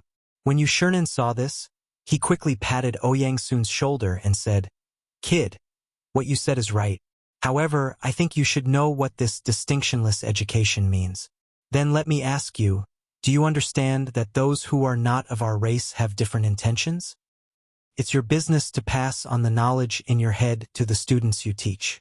After all, it's a benefit to the Tang dynasty. We're happy to help you. But now, it's obviously impossible for you to pass it on to outsiders. If you say this in 10 or 20 years, the old man won't even care about you. I believe that even if you don't say it, the emperor will issue such a decree. But not now. Look at your academy." Yu Shinan pointed at the door and said with a serious face, "The academy hasn't even opened yet, and you've already brought in an outsider. What do you think the others in the academy will think? What will happen to the people watching this place? Do you want to bear the crime of betraying the clan?" Zhang Feng's eyelids twitched. How could this have anything to do with betraying the clan? Do you really think that I, Zhang Feng, have never seen the world? This time, Prince Jinla is here. I don't know what he's here for. He's just here to be a minister. If all the ministers are so stingy, it's really hard for them to be successful. Zhang Feng also understood their thoughts. However, if they were all so selfish, how could the Tang dynasty flourish? Respected teachers, I feel that you're exaggerating a little. Actually, this matter isn't as serious as you've described it to be. Is this not serious? Ouyang Sun's hot temper rose again. He stood up with a swoosh and stared at Zhang Feng. However, Zhang Feng ignored him and said, "Trust me, teacher. Calm down first. Can you let me say 1, 2, 3 and then you can think about it? Trust me. Calm down first. Let's see what this guy has to say. How about it?" Yu Shernan and Sun Simiao hurriedly tried to persuade him as well. A moment later, Ouyang Sun angrily said, "If you want to say it, then say it quickly." Hearing this, Zhang Feng said, "In fact, you should have seen that the Tang dynasty is getting stronger day by day. Previously, countries as strong as the Turks can only play tricks to test the Tang dynasty. And this little one feels that this sort of probing will continue for a very, very long time. Even Tibet has submitted to become a vassal of my great Tang, so what of the surrounding small countries? For example, Goguryeo, Sherwei, Hui, and so on. For example, it's like a bandit's nest. Does the bandit leader only care about his own pleasure and not? Forget it. I'll change the metaphor." Zhang Feng shrunk his neck under Ouyang Sun's murderous gaze and hurriedly changed the topic. Take a wolf pack, for example. The strength of a wolf pack does not represent the strength of the entire wolf pack. The strength of a wolf pack depends on how the wolf king distributes the food equally. If the wolf king in the wolf pack only cares about itself, then the wolves around it will become fewer and fewer. In the end, it will be the only one left fighting alone. At that time, even if it sees a bountiful prey, no matter how good the hunting opportunity is, it will only sigh. Although the Tang dynasty is strong now, it is still only temporary. The people who rely on the Tang dynasty all hope to be sheltered and learn something. Then, when they become stronger, the Tang dynasty will get more rewards. In this way, a huge net of interests will be formed. Then, who can defeat the Tang dynasty? Chapter 830. Zhang Feng's mouth flew up and down, and Ouyang Sun was really confused. Sometimes he frowned and thought deeply, and sometimes he gasped. Anyway, he felt that something was wrong. Yu Shernan and the others were the same at this time, but they were slightly better than Ouyang Sun. They could feel that Zhang Feng's mouth could even bring the dead back to life. Li Chengqian, who was standing at the door, was deeply shocked at this time. He felt that what Zhang Feng said now was reasonable. But in the end, he couldn't help but exclaim, "Fengzi, you are talking about the way to govern a country?" As soon as Li Chengqian's voice sounded, Ouyang Sun was instantly shocked and understood. "Fengzi, is what he said true?" Zhang Feng nodded. "You can say that, but these things are all universal. So, Mr. Xian Ben, do you think what I said is right?" Ouyang Sun's face couldn't help but become serious. "National policy, this is national policy. How does this kid know so much?" Ouyang Sun couldn't help but anxiously walk around in the room, with his hands behind his back. After a while he asked, "Fengzi, old man, ask you. This thing, other than here, who else have you told?" Zhang Feng was stunned. "What did you say? The national policy you just mentioned? I told you here, and Lao Li and the others also know about it. The matter of the drought in Longyu Road." Li Chengqian interrupted Zhang Feng and said, "Mr. Xian Ben, let me say this. This matter was nothing in their eyes, but in the eyes of these pedantic people, it was the crime of deceiving the emperor. Other than the emperor, who could talk about national policy? The common people were forbidden to talk about court politics. Although Zhang Feng was considered an idle person at this time, if this spread out, it would be terrible.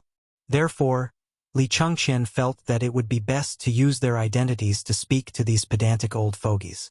When Li Chengqian saw that they didn't speak, he said, "I'm sure you all know about the matter of Longyu Dao. Although His Majesty has indeed implemented the strategy against the Turks and Tibetans, you may not know that this was calculated by Fengzi long before His Majesty came up with a plan. And at that time, I only knew about it from my father and uncles." Yu Shernan added, "That's right. This kid is not simple. The beer you drink and the fine salt you eat are all made by this kid. Do you believe me?" And old man also clarified one more thing. Sun Simiao said with a smile, "The bone-strengthening powder, the insecticide powder that smokes the locusts, and the nourishing porridge on the mountain are all made by this guy. Don't say that I made them. I really can't afford to take the blame." Hiss! Ouyang Sun almost couldn't breathe and fainted. Although he had always heard Yu Shernan talk about this, to be honest, he didn't believe it at all. But now that he heard Zhang Feng talk about national policy again, he was so shocked. After hearing it from others, this kid actually didn't refute. It seemed that these things were all made by this kid. Ouyang Sun quickly gasped for breath, suppressed the shock in his heart, and asked, "Kid, what else haven't you done? I have so many things that I haven't done. I'm really afraid that I'll send you away if I say it all at once." Thinking of this, Zhang Feng cupped his hands and said, "Not for the time being. What I want to do most now is to make White Deer College the world's White Deer College. What I said today will be taught in the college in the future, and these things are all in the books I wrote. I know that all of you think that I'm crazy, but I must tell you that I'm not crazy. All of you know just how many people there are in the great Tang who can read and write. What can these people do? Now the Tang dynasty scholars are gradually rising rapidly, and the number of businessmen coming to the Tang dynasty is gradually increasing. If this goes on, how many people in the Tang dynasty will be able to do business in the long run? How can we maintain the reputation of the Tang dynasty? Do you want others to laugh at the Tang dynasty and say that everyone in the Tang dynasty is a country bumpkin who can't even read a word? Then if that's the case, won't my great Tang really be laughed at by others, and we won't be able to follow Confucius's admonition? If that's the case, what's the difference between us and those who deceive their masters and destroy their ancestors? They didn't think much of it before. But at this time, when Zhang Feng said this, Yu Shernan and the others suddenly changed their expressions and stood up with a swoosh. Seeing this, Zhang Feng quickly said, "Kid, you're doing this for the benefit of the Tang dynasty. Think about it. Why did I spend so much effort and energy to open the college at all costs? Isn't it all for the Tang dynasty? Once the Tang dynasty becomes powerful, who will dare to bully, humiliate, beat, and scold me? But a powerful and famous clan needs to be built up piece by piece. Just like the college outside, if there is no foundation stone, how can a tall building rise from the ground?" Chapter 831. Zhang Feng's Poisonous Chicken Soup. It directly poisoned everyone present. However, Zhang Feng still did not give up.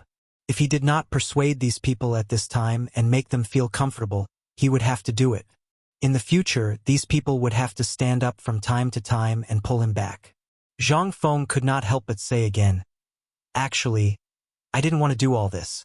You don't know, but Li Gan knows. I was originally staying in my small tavern and idling away my days peacefully. But it's all because of that Lao Li. He urged me to become an official all day long. I didn't become an official. Later on, listen to what he said.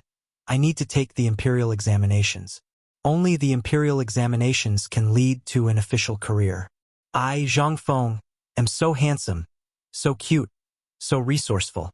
Even Zhuge Kongming has to call me master. Why would I need these things? This is nothing. I'll take the examinations.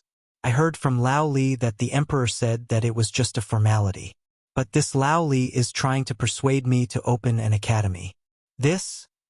If it's opened, then so be it. Just as I was about to show off my skills, this... Why are there so many obstructions?" Zhang Feng had not been so happy to show off in a long time. While beating down bitter water, he also scolded the few of them. Moreover, he didn't even use a single vulgar word. How could these people be a match for Zhang Feng? Compared to the people of this era, the people of this era did not know how to lie. It could be said that they had not learned how to lie in a roundabout way like Zhang Feng. Therefore, Zhang Feng succeeded at this time. He successfully forced his poisonous chicken soup of the 21st century down their throats. He successfully made the 4 great Confucians drunk. At this time, Zhang Feng seemed to be a little unsatisfied. He once again told them about the improvements and the innovative idea of the great harmony of the world. Involuntarily, these people instantly entered a state of confusion and could not extricate themselves. However, when Zhang Feng led the topic to Shiva in a roundabout way, Yu Shernan and the others came to their senses. "That's not right. Kid, don't try to bewitch us. By the way, what do you mean by the great harmony of the world? Stop quarreling. Old man wants to know what the great harmony of the world means." Ouyang Sun waved his hand and shouted loudly, causing everyone to quieten down. He looked at Zhang Feng with an expression that seemed to say that if Zhang Feng didn't explain himself, he wouldn't let this matter rest. Zhang Feng didn't expect that the old man would still be able to understand the crux of the matter. He could not help sighing and said, "The so-called great harmony of the world means, for example, now you want to eat a kind of food from the Western region, such as the fruit of the Western region. This is basically impossible now. But if I tell you that you only need to tell me, there will be dozens of exquisite specialties of the Western region in front of you in an instant, and it won't cost much. Will you believe it? For example, now you are in Chang'an City. If you want to eat food from all over the world, there will be people delivering it to you in an instant. Even if you want to travel around the world, you can basically go to the place you want to go. This is the great harmony of the world. To put it in layman's terms, the great harmony of the world is the Tang dynasty. It has become a situation where everyone knows that when they see a Tang, they will make way for you with great respect and let you pass. This is the great harmony of the world. In fact, Zhang Feng did not say it correctly. To be honest, he really did not know what the great harmony of the world was. He could only give a general idea. Anyway, the general idea was enough. These people could not understand. Sure enough, Zhang Feng's words once again made Ouyang Sun fall into a long contemplation for a long time. Yu Shernan took a deep breath and said with a strange look, "Boy, in the end, you just want to say that you want to accept Shiwa? Well, more or less. Only by letting more people understand the culture and language of the Tang dynasty, the influence of the Tang dynasty will be more far-reaching. This is a way to have the best of both worlds. Although what you see now is that they have secretly learned the things of the Tang dynasty, their roots are still in our hands. Think about it. 10 years later, all the vassal states around the Tang dynasty will be proud of the Tang dynasty's language, culture, customs, and clothes. Do you think they have secretly learned from us, or what?" Silence. Dead silence. Everyone understood. He said a lot. This was the most important part of this sentence. It was just that they could not imagine a bearded Kunlun slave speaking fluent Guanzhong language and wearing the clothes of the Tang dynasty. What was this? What was this? Zhang Feng was right. The goal of these people in their lives was to maximize the spread of what they had learned, so that their ideas could spread. And to what extent did they achieve in hundreds of years? Although Zhang Feng's approach seemed a little exaggerated, if it was really so, wouldn't it be at this time? The happiest and most excited person was Li Chengqian. His eyes were full of stars as he looked at Zhang Feng. With a voice that only he could hear, he kept repeating this sentence. "Mine, mine, it's all mine." Chapter 832. Although the old man doesn't know what you want to do, the old man wants to see what you'll do in 3 years. Sun Simiao touched his beard and lit a cigarette with trembling hands. He took a puff and said with a smile, "I know why you asked me to come up the mountain. It's not about the pig, nor is it about this pot of nutritious porridge. You want me to teach you my medical skills on the mountain, right?" Hearing this, Zhang Feng was about to say something. Sun Simiao quickly stopped him. "Don't say anything. If you continue, I'll be so excited that I'll sell myself. You're very bad." "Let me say it." Sun Simiao sighed. With his hands behind his back and a cigarette in his mouth, he looked at the group of old fellows who were in deep thought and said, "Actually, your medical book is somewhat against common sense. Even if I study it in my lifetime, I won't be able to comprehend it in a short time. So, when you gave me the medical book, you already had a plan, right?" Zhang Feng saw that his plan was seen through and laughed shamelessly. "I didn't expect that even this couldn't escape Dr. Sun's eyes. I'm too stupid." "You're very cunning," Sun Simiao scolded angrily. "The old man has always been upright, but he has been led astray by you, from not having a good appetite to not being able to drink and smoke. If you leave now, the old man won't be able to eat anything else. Forget it, you don't have to ask the old man. I'll stay, but you must remember one thing. As long as I need it, no matter what you're doing, you must teach me, such as experimenting on mice." Zhang Feng saw this and almost hugged Sun Simiao and kissed him. "Okay, as long as you need it, even if it's growing flesh and bones, I can teach it to you. When will you stop bragging? Maybe you'll be a first-class official by now." Sun Simiao was speechless and stared at Zhang Feng. He naturally didn't believe in growing flesh and bones. How could there be such a magical thing in this world?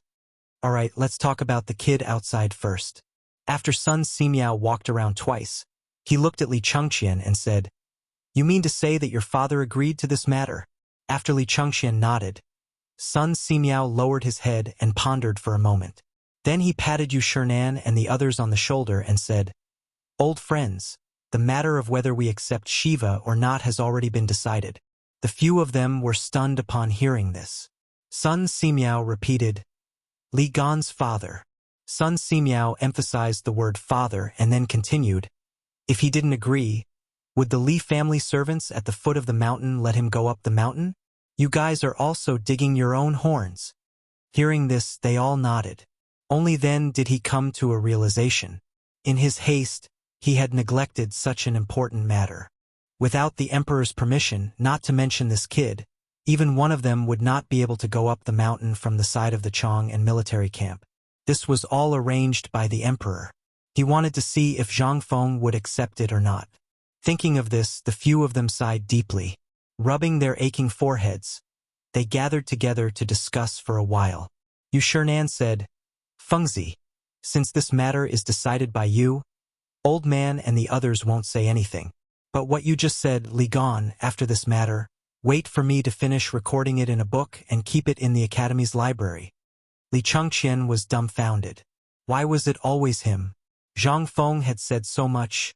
How could he remember? But since Yu Shernan had spoken, he really did not dare to say anything. He could only say gloomily, "This student understands." Yes, yes. Hearing this, Yu Shernan and the others nodded in satisfaction and said, "You can enter the academy, but you can't break the rules. You can't run away from being a slave. Boy, what do you think?" In the end, Yu Shernan looked deeply at Zhang Feng. Zhang Feng also knew that this might be the biggest compromise. But this was not a matter of one's word. He had to ask for the other party's opinion. "I understand, but Shiva is the crown prince after all. I think we should let him make the decision. What do you think?" What a joke. Shiva was a prince. If news of this spread, the Jinla king would be furious. The Jinla royal family would fight Zhang Feng to the death. Zhang Feng did not care whether they agreed or not. He walked straight out of the door and waved at Shiva, who was squatting at the side with absent-minded eyes. After a long while, Shiva finally reacted. After following Zhang Feng into the room, Yu Shernan repeated the matter to Shiva and asked, "Crown Prince Shiva, this is the law of the Tang dynasty. As the crown prince, you should know this, so your decision is..." Shiva was very excited.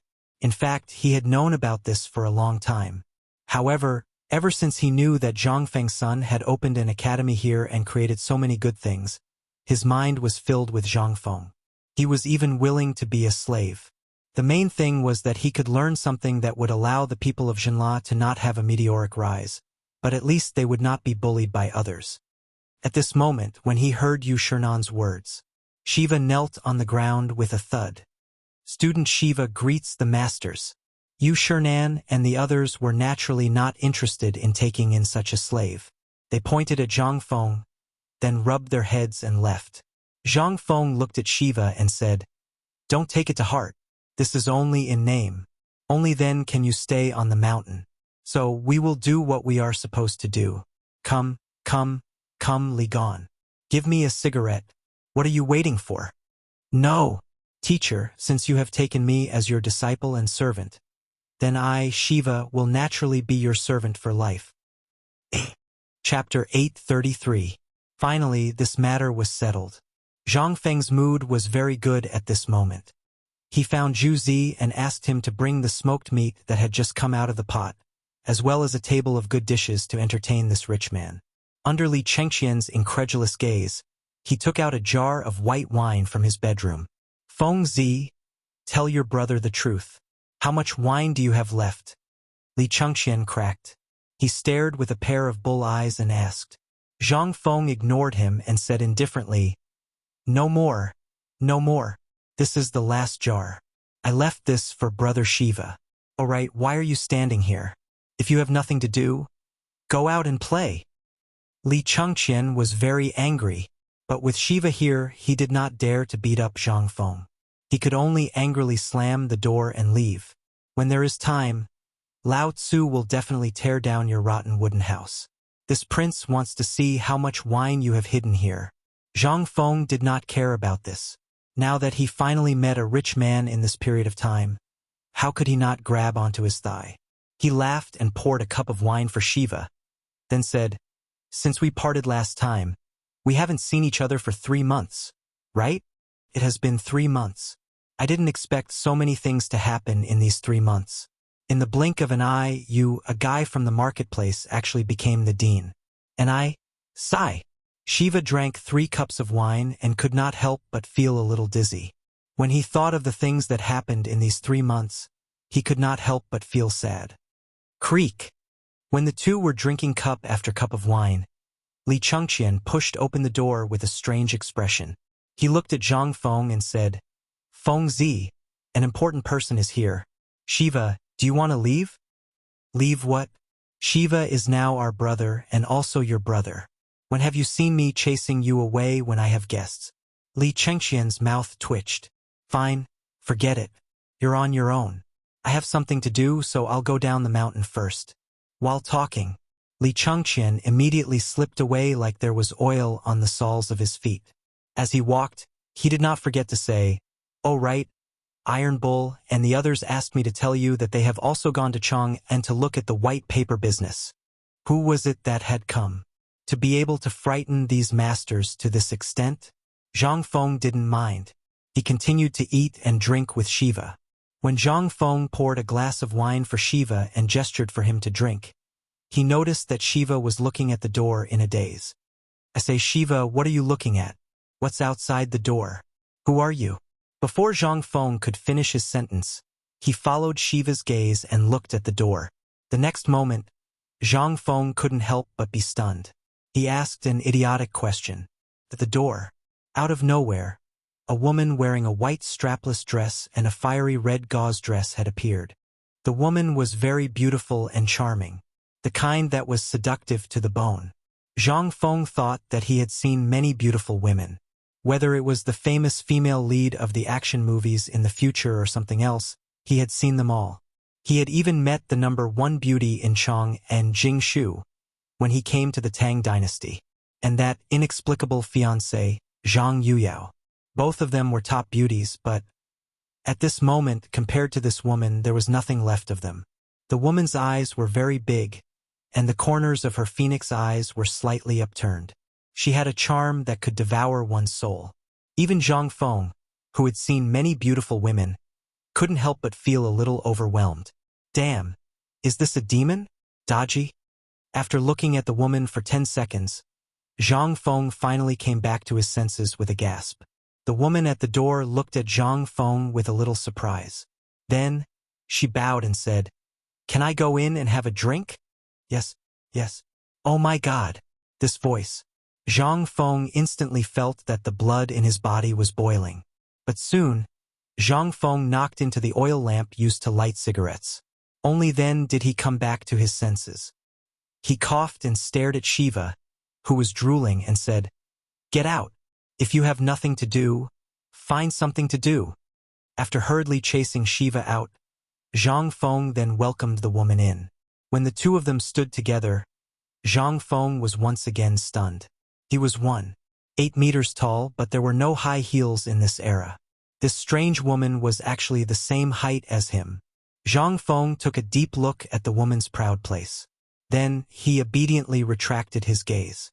He poured a glass of wine for the woman and asked, "May I know why you are here?" The moment the question came out, Zhang Feng wanted to slap himself. What an idiotic question. What was wrong with him today? How could he ask such a question? And most importantly, Zhang Feng was shocked to find that his brain short-circuited several times when this woman appeared. Zhang Feng couldn't help but be alarmed. If this woman was sent by someone else to harm him, he would have knelt down by now. Zhang Feng's back was already covered in cold sweat. After taking 2 deep breaths, he returned to normal. As long as he didn't look at her eyes, nothing would happen. What was there to be afraid of? Thinking of this, Zhang Feng then cupped his fist and smiled elegantly. "I haven't asked for your name yet. Sorry for being rude." The woman pursed her lips and smiled. Zhang Feng was so scared that he quickly lowered his head and looked at the wine glass. My surname is Yu. You can call me Yu. Chapter 834. Yu. What kind of immortal would come up with such a name? Well, the name is really appropriate.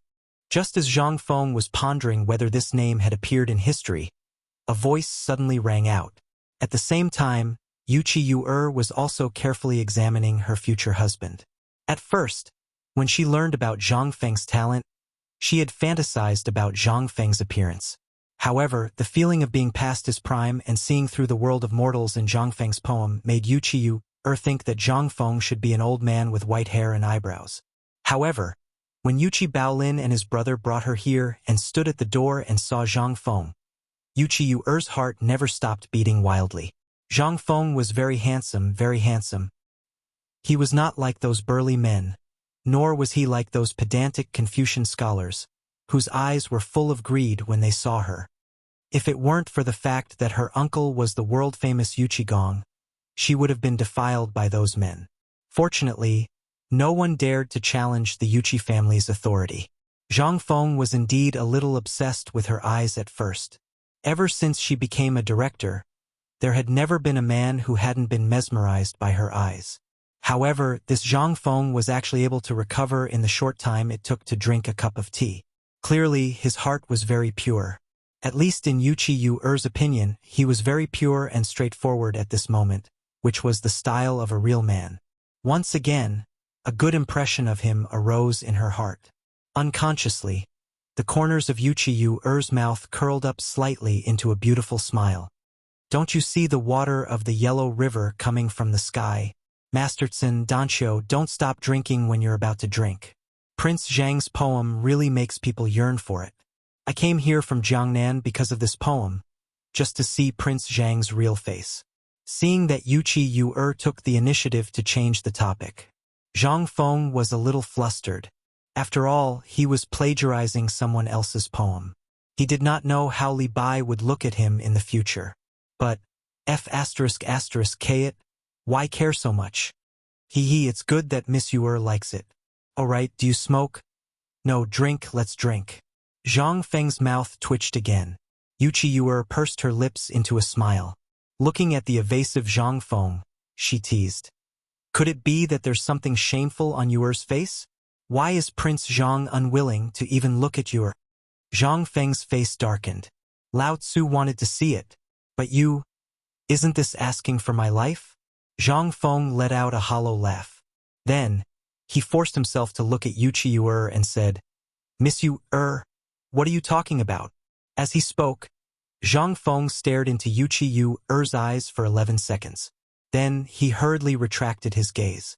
Using the excuse of drinking, he heaved a sigh of relief and said, I was rude. This cup of wine is my apology. As he spoke, Zhang Feng raised his head and downed the wine. He pointed at the dishes on the table and said, I heard that Miss Yu came from Jiangnan? Yes. Yuchi Yu pursed her lips and smiled. If this little girl said that Yu came here for young master, would young master believe me? Hee. Zhang Feng let out a hollow laugh. Like hell I'd believe you. But he only dared to say this in his heart. Miss Yu must be joking. What did this little one do to deserve Miss Yu's attention? Just because of young master's 11 poems. Hearing this, Zhang Feng said, Those are all trivial things that I made up when I had nothing better to do. Yuchi Yu laughed again. She drank alone and said, Then, Prince Zhang, do you know that all the scholars and beauties in Jiangnan are rushing to Chang'an just like you are? As for their purpose, young master naturally knows. Along the way, Yu saw that Prince Zhang had single-handedly turned this originally barren Shao Mountain into such a prosperous place. This is truly a blessing for our Tang dynasty. However, why didn't Prince Zhang continue on the path of poetry? Why did he want to open an academy here to teach and educate people instead? On the way up Shao Mountain, Yuchi Baolin and his two brothers had dragged Chang Chumo and the others to tell Yuchi Yu. They had even dug out what time Zhang Feng went to bed and what size his pants were. All of this had been pulled out from the mouths of Chang Chumo and the others, especially after learning about paper and the smelting workshop. Yuchi was even more surprised. When she asked again, she saw that Zhang Feng was somewhat absent-minded and felt that it was a bit rude. She couldn't help but purse her lips and smile. "Forgive me for my rudeness. I won't disturb you anymore today. Yu hopes that Prince Zhang will do me the honor of reciting a poem with you another day." When Zhang Feng heard this, he felt as if he had been pardoned. Miss Yu is too serious. It is this one's fortune to have met such a beautiful person like Miss Yu. As long as Miss Yu comes, I, Zhang Feng, will naturally sweep the bed to welcome you. Will you? Yuchi covered her mouth and smiled. Her question stumped Zhang Feng. Yuchi stopped teasing Zhang Feng. She bowed slightly and bid him farewell. However, the moment she turned around, a trace of loneliness flashed through her eyes. In the end, it was because of her seductive eyes. Although Zhang Feng hadn't said anything, she had always felt that there was an unseen abyss between them. However, the loneliness in her eyes only appeared for a moment before disappearing without a trace. When she saw the palanquin appear at the mountain entrance, a smile flashed across her lips. Happiness was to be grasped by oneself, not by charity. A long time after Yuchi left, Zhang Feng was still staring at the slowly disappearing palanquin. He went to the kitchen and asked Old He and the others, who were dumbfounded, "Old He, have any of you heard of someone called Yu?" But when he thought of this, Zhang Feng thought of another important matter. He asked fiercely, "Who led her up the mountain?" Chapter 835. No one could answer Zhang Feng's question, because Yuchi had just arrived in Chang'an yesterday, and then went directly to Yuchi Mansion. Today, she sat in Yuchi Mansion's sedan chair and went up the mountain. However, when Zhang Feng saw the sedan chair at the mountain gate, Zhu Zi said, "Brother Feng Zi, Brother Tai Nyo and Brother Yulin brought her up the mountain. But it seems that they all know each other, especially Brother Tai Nyo." The way he looked at the girl just now was like the way a man looks at a prostitute at the gate of a brothel. Zhang Feng heard this and glared at him. "Don't talk nonsense." Zhu Zi shrunk his neck and said with grievance, "This is the truth. You can ask them. They all saw it. And these guys definitely have bad intentions. After taking the girl up the mountain, they ran away as if they were fleeing for their lives." Fleeing for their lives? But Zhang Feng thought about it and really believed it. Yu's eyes were really not something an ordinary man could bear. He didn't know what kind of reincarnation of a demon she was. He didn't even remember such a person. It was reasonable to say that such a person should be very famous in history. But now, it seemed that there wasn't even a word or two about her. "Brother Feng Zi, you'd better go back first. Look, Miss Zhang and the old scholar are here." When Zhang Feng was breathing and thinking, Zhu Zi's voice surprised Zhang Feng. He looked at the mountain gate again and saw that the sedan chairs had already come up the mountain. He knew the sedan chairs of Chang and University. Although he didn't know the sedan chairs of Zhang Mansion, he really couldn't find a second one in Chang and City like little Chui-er's emerald green clothes. Seeing this, Zhang Feng's lungs were about to explode with anger. What the hell were these guys doing? Zhang Feng didn't care about anything else.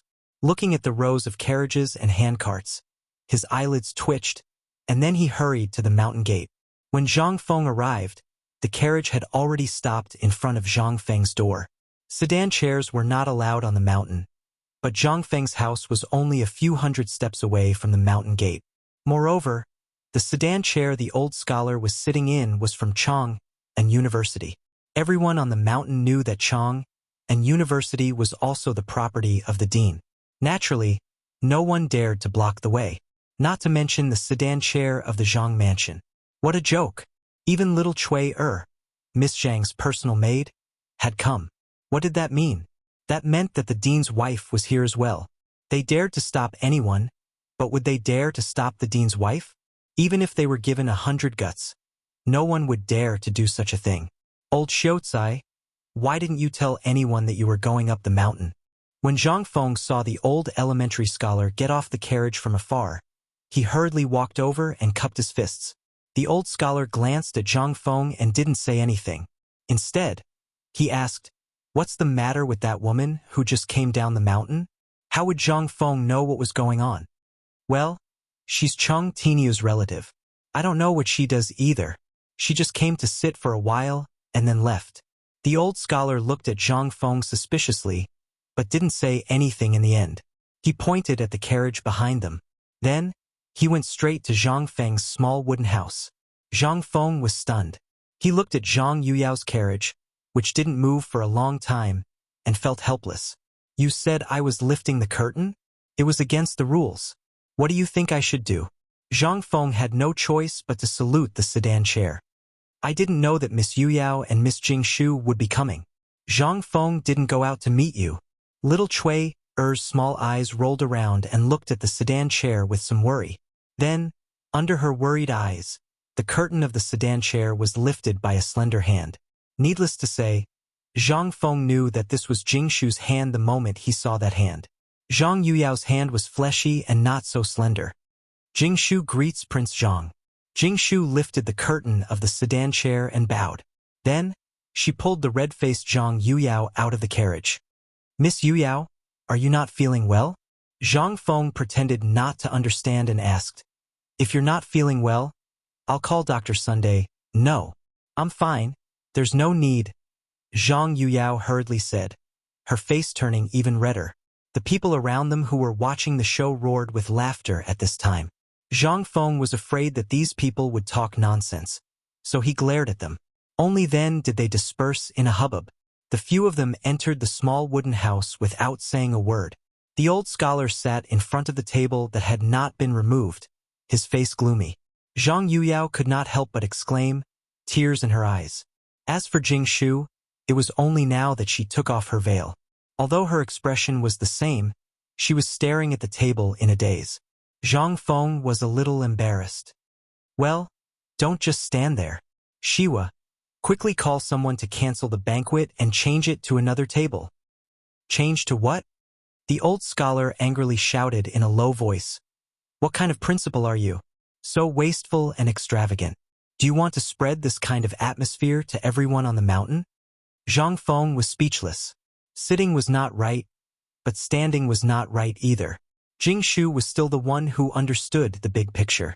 Mr. Old Self-Huai, these dishes are basically untouched, which means that young Master Zhang and that girl only sat for a while. Also, look at this cup of wine.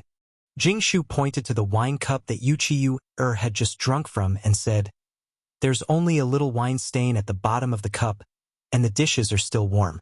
Don't worry about it. It just so happens that I haven't drunk Prince Zhang's white wine in a long time. Today, I'll borrow Prince Zhang's wine to toast you. Chapter 836. Zhang Feng was so excited that he wanted to hug Jingshu and kiss her. She was too virtuous.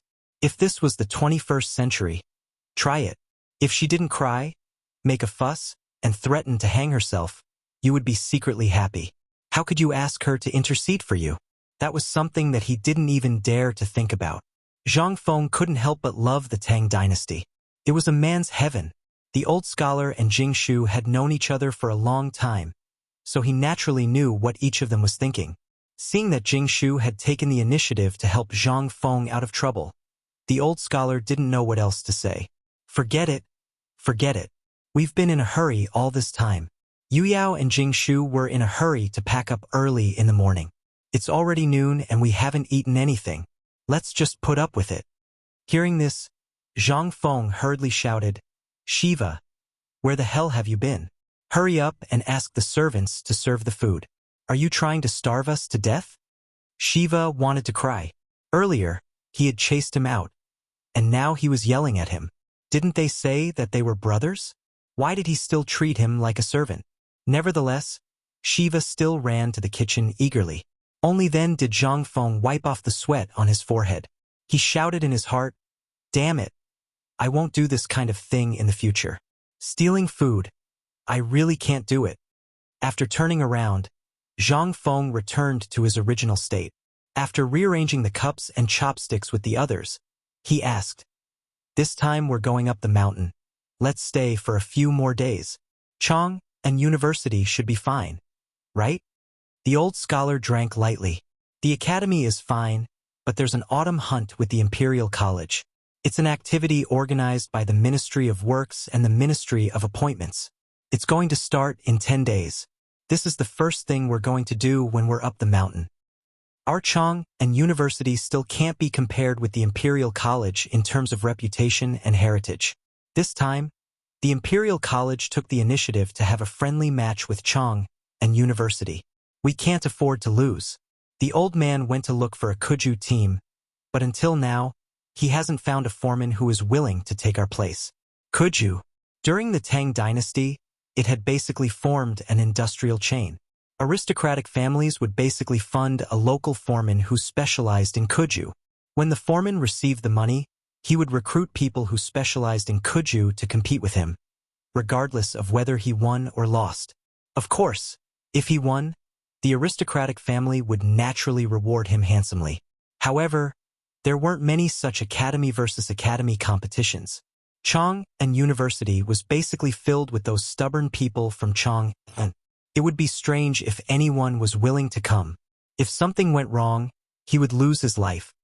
If he kicked a certain stubborn person, he might even lose his life at night. Who would dare to come? The old elementary scholar could not help but worry. Zhang Feng frowned when he heard this. There are only 10 days left? Why did you only say so now? Jing Shu saw the situation and said, originally, Zhang Xuan's mansion agreed, but the foreman disappeared yesterday for some reason in Chang'e. So, until now, we haven't found anyone who is willing to fight for us. I heard that the foreman and his men are all dead. Who was it? They were targeting him. Zhang Feng didn't even need to think about it. Let me think about it. Let's not talk about it for now. Isn't it just 10 days?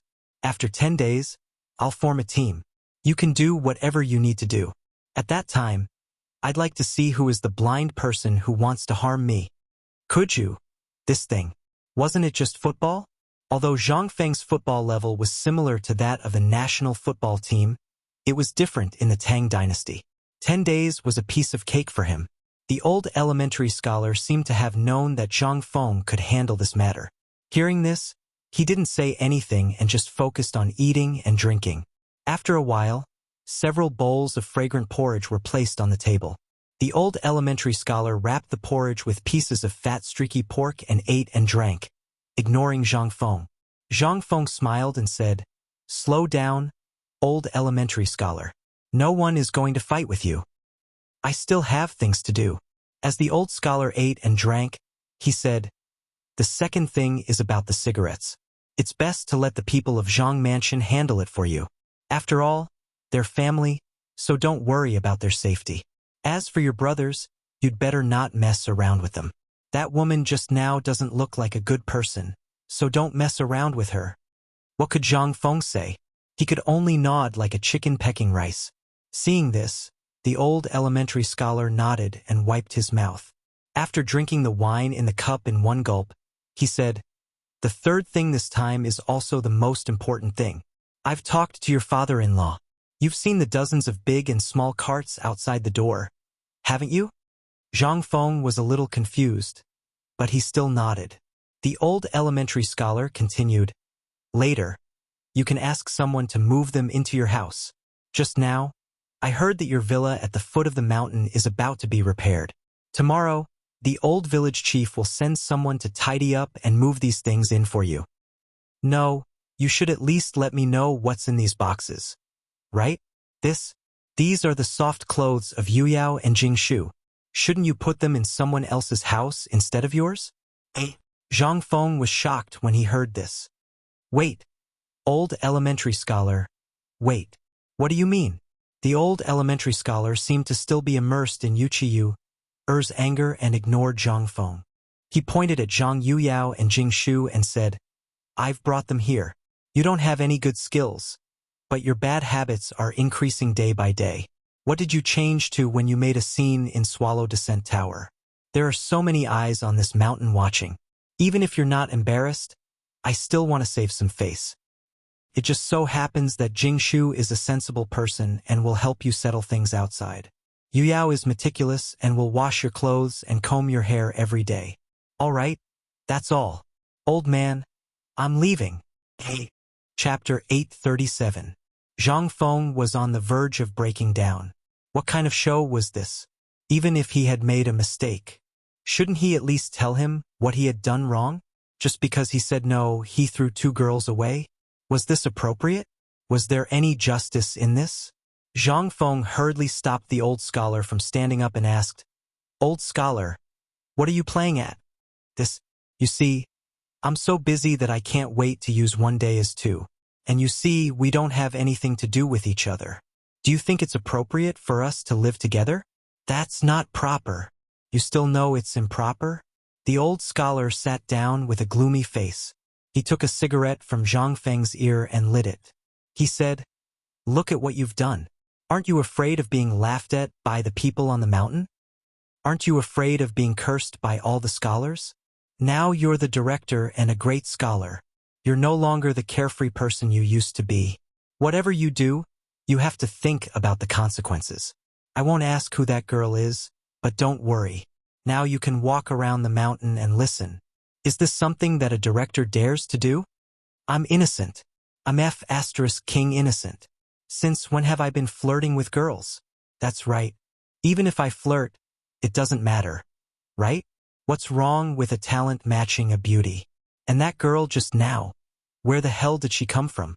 Zhang Feng felt wronged in his heart, but he couldn't say it out loud. "Old scholar, if I say that I really don't know what's going on with that girl just now, would you believe me?" The old scholar took a puff and glanced at Zhang Feng. "It doesn't matter if I believe you or not, but you're now engaged and you fell in love with Jingshu at first sight. I don't care about that, but how do you expect them to live in Chang and from now on? Originally, I saw that you were alone on the mountain and were instigated to do bad things by your bad friends, so I was wondering if I should let them come up to accompany you. But today, I see that you're living a very good life. In short, do you want them to stay or not?" It seemed that the old scholar was really angry. Zhang Feng was also a little nervous. After weighing the pros and cons for a long time, he pinched his nose and said, "Then, all right." Seeing Zhang Feng's reluctance, the old scholar didn't bother to say anything more. "I'll go look for Mr. Bosher and the others. I'll come back tomorrow." As he spoke, the old scholar pretended to leave, but when he reached the door, he turned back and said, "You really don't know what happened to that woman?" Zhang Feng shrugged. "Do you think I would have this expression if I knew him?" Hearing this, the old scholar's face turned serious. "I'll check it for you. Don't worry about it for now." As he spoke, the old elementary scholar left with a gloomy expression. What the old scholar hated the most in his life were those greedy and extravagant debauches. He was also an extremely pedantic person. Otherwise, he would not have been able to live in his shackles for as long as 10 years. When he was going up the mountain, he heard the people in Tonghui Lane telling him that there was a seductive woman who came up the mountain to look for Zhang Feng. He couldn't help but be furious. But now that he was sure that Zhang Feng did not know this woman, the old scholar became even more worried and angry. Was someone trying to use a honey trap on him? Zhang Feng's current achievements were a stumbling block in the eyes of many people. Many people wanted his life. He knew this. After all, in the previous dynasty, he saw with his own eyes the tragic story of Emperor Yang of Sui, who was incomparably valiant, but in the end, he fell into the depths of the tragic story of Emperor Yang of Sui. He didn't want to see Zhang Feng follow in his footsteps. Who on earth was targeting Zhang Feng? After the old scholar left, the atmosphere in the room suddenly became extremely awkward. Jing Shu hid her hands in her embroidered robe and Zhang Yuyao lowered her head, like a girl who had done something wrong and was waiting to be reprimanded. Zhang Feng's head was about to explode. Behind Zhang Yuyao, Cui who was dressed in emerald green, squatted on the ground. Her hand reached out from under Zhang Yuyao's armpit, grabbed a plate of braised meat from the table, and ate it like a cow. Other than the sound of Cui chewing, the room was strangely quiet. Zhang Feng finally couldn't help but cough and ask, "Well, did Uncle Zhang say anything when you came up the mountain this time?" "No. Father asked me to serve my husband, Prince Zhang well." Zhang Feng's head exploded when he heard this. She was really planning to settle down on the mountain. Forcing a marriage to this extent was simply unheard of. Would Lao Tzu run away? Zhang Feng looked at Zhang Yuyao painfully, then looked at Jing Shu. Jing Shu seemed to have sensed it. Without waiting for Zhang Feng to ask, she said, I didn't have anything to do at the foot of the mountain, so I accompanied Sister Yuyao up the mountain. Sister Yuyao? Oh my God! Lao Tzu shouldn't have replied to Zhang Yuyao's letter. Back then, I really shouldn't have gone to Swallow Descent building with those few bastards. Damn it, is this retribution? Is it wrong to be handsome? Chapter 838. Zhang Feng finally managed to escape from the wooden house. He squatted in the kitchen and refused to go out. While smoking, he waited for Cheng Chumo and the others. Feng Zi, you can't do this. Although you haven't married them yet, Miss Zhang and Miss Jingshu are still your women. Is it appropriate for you to ignore them like this? Yes, Feng Zi, if you do this, those old things will scold you again. Go back. Under the persuasion of old He and Zhang Tufu, Zhang Feng could only return to the study room. He looked around the wooden house. This was the first house he saw when he first entered Shao Mountain. Zhang Feng was reluctant to tear it down. If he wanted to expand it now, it would be too late. There were only 3 rooms in the wooden house. One was Zhang Feng's bedroom. The other was the room of Chun Tiniu and the others. Now that they had slipped away and found a place to live, it was basically Zhang Feng's material warehouse. The last room was Zhang Feng's secret warehouse. There were 3 locks on the door, and it was guarded by Gao Kansas. Now that Gao Kan had slipped away, the house was empty. It was obviously impossible for people to live there. As for Chun Tiniu and the others' house, now it seemed that he could only arrange for the 2 women to live there. As for the villa, it hadn't been painted yet. How could he live there? Besides, even if he painted it, it would take a month to dry it. Otherwise, he didn't want to suffer from rheumatism so early.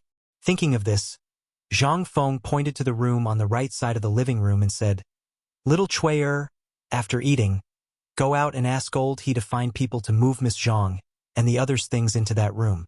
You can squeeze in there for the time being. Tomorrow I will find people to hurry up and build a house. Prince Zhang, don't trouble yourself. This place is very good. It's fine as long as we can live here. Zhang Yuyao glanced in the direction of Zhang Feng's finger and hurriedly said.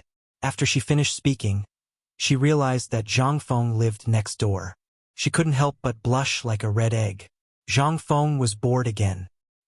He could only rub his nose embarrassedly and say, Since that's the case, I have some matters to attend to first. You can leave the matters here to that purple-robed youth. Prince Zhang, you can leave if you have something to do. We will take care of the matters here. Jing Shu was still so gentle and elegant, but when she walked to the door, Zhang Feng didn't know what to do. Once he went out, they would definitely gossip about him. His head hurt, but on second thought, Zhang Feng instantly figured it out. If the woman wasn't afraid, why would a man like him be afraid? Thinking of this, Zhang Feng was no longer embarrassed. Under Jing Shu's surprised gaze, Zhang Feng coughed and said, I just had some inspiration now. I'll go inside and think about a new poem. You guys go ahead. If you have nothing to do, you can go to the mountain. After all, this place can be considered half a home in the future. After Zhang Feng finished speaking, he closed the door. Seeing this, Jing Shu couldn't help but cover her mouth and laugh. How could she not see Zhang Feng's embarrassment? But after all, she was more intelligent. With a little thought, she could understand the meaning behind it. Sister Jing Shu, Jing Shu patted Zhang Yuyao's hand, indicating that she didn't need to worry. Then, she walked out of Zhang Feng's study with Zhang Yuyao and said, Prince Zhang is busy now. We don't want to disturb him. Zhang Yuyao opened her mouth to say something, but after hesitating for a long time, she didn't say anything. She could only sit at the door with Jing Shu and watch the people of Tonghui Square happily fighting to move things for them. At this time, Jing Shu recalled what had just happened. At the beginning, she really didn't want to stay. After all, Zhang Feng was more embarrassed. Could be seen from just now. But she couldn't get that woman's voice out of her mind. This was really what the old scholar said. Zhang Feng's excellence was beyond doubt. She was very clear that outstanding people would never lack women around them. But when Zhang Feng turned around, she saw a trace of concern in Zhang Feng's eyes. This was the reason why Jingshu chose to stay. After sitting for a while, Steamed Bun came over with a lot of snacks. Jingshu touched Steamed Bun's head and said, "I heard that Mr. Bo Shi and the others are on the mountain. Let's go and visit them." Hearing this, Zhang Yuyao finally remembered the important matter at hand. She hurriedly rummaged through the chests and cupboards and took out the gifts that she had prepared beforehand. Only then did the four of them slowly walk towards the back of the mountain under the watchful eyes of the crowd. Shiwa was already stunned. No matter if it was the fox-like woman he first saw, or the two now, they were all the best in the world. At least in Jinla, he really couldn't find a woman as beautiful as them. Most importantly, these three women were Zhang Feng's women. This was the most shocking thing for Shiwa. After seeing them leave, Shiwa sighed and looked at Zhang Feng's room. He took out a small book and wrote something on it.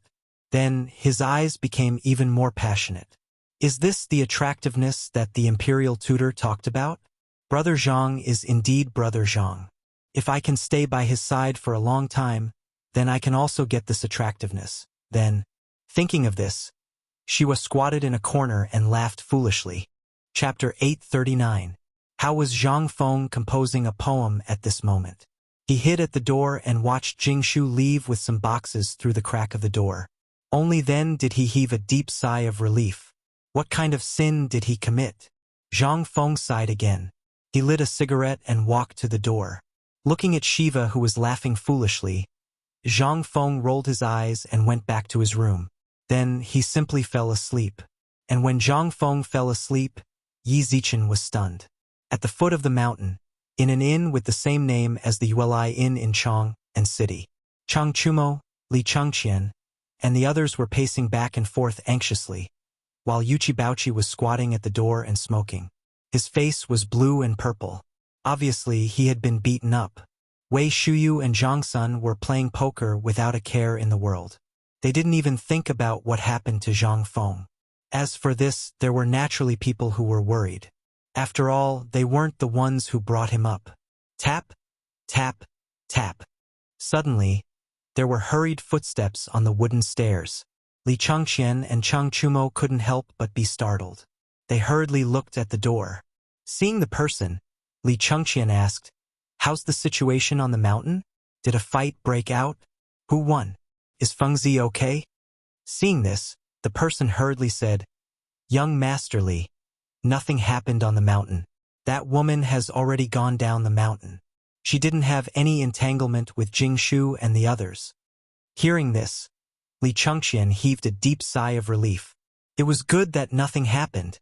If something had happened, it would be a big deal. Thinking of this, Li Changqian was furious. He kicked Yuchi Baochi hard and said, "It's all your fault. Your father is an old bastard, and you're following him. Who is that? That's your aunt. How dare you trick your aunt like this?" Well, what if it worked? Fengzi isn't married. Besides, which man doesn't have multiple wives? What did I do wrong? Yuchi Baochi muttered. Li Changqian became even angrier when he heard this. Tell me, one is your aunt, the other is Fengzi. How are we going to teach them in the future?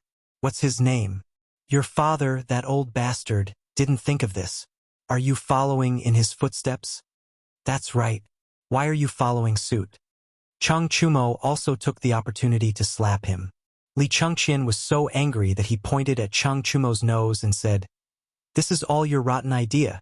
Don't think that Lao Tzu doesn't know that Yuchi Baochi wouldn't do something like this. Which eye of yours saw me do it?" Chang Chumo could not take it anymore. Li Changqian didn't say anything. He only snorted. Chang Chumo didn't say anything. He knew that it was useless to say anything. Do you know the consequences if my father finds out about this? Who was old you? Who was Fengzi? If you let someone spread rumors about you, Tainyo, you'll be harming old Yu's family. Do you know that?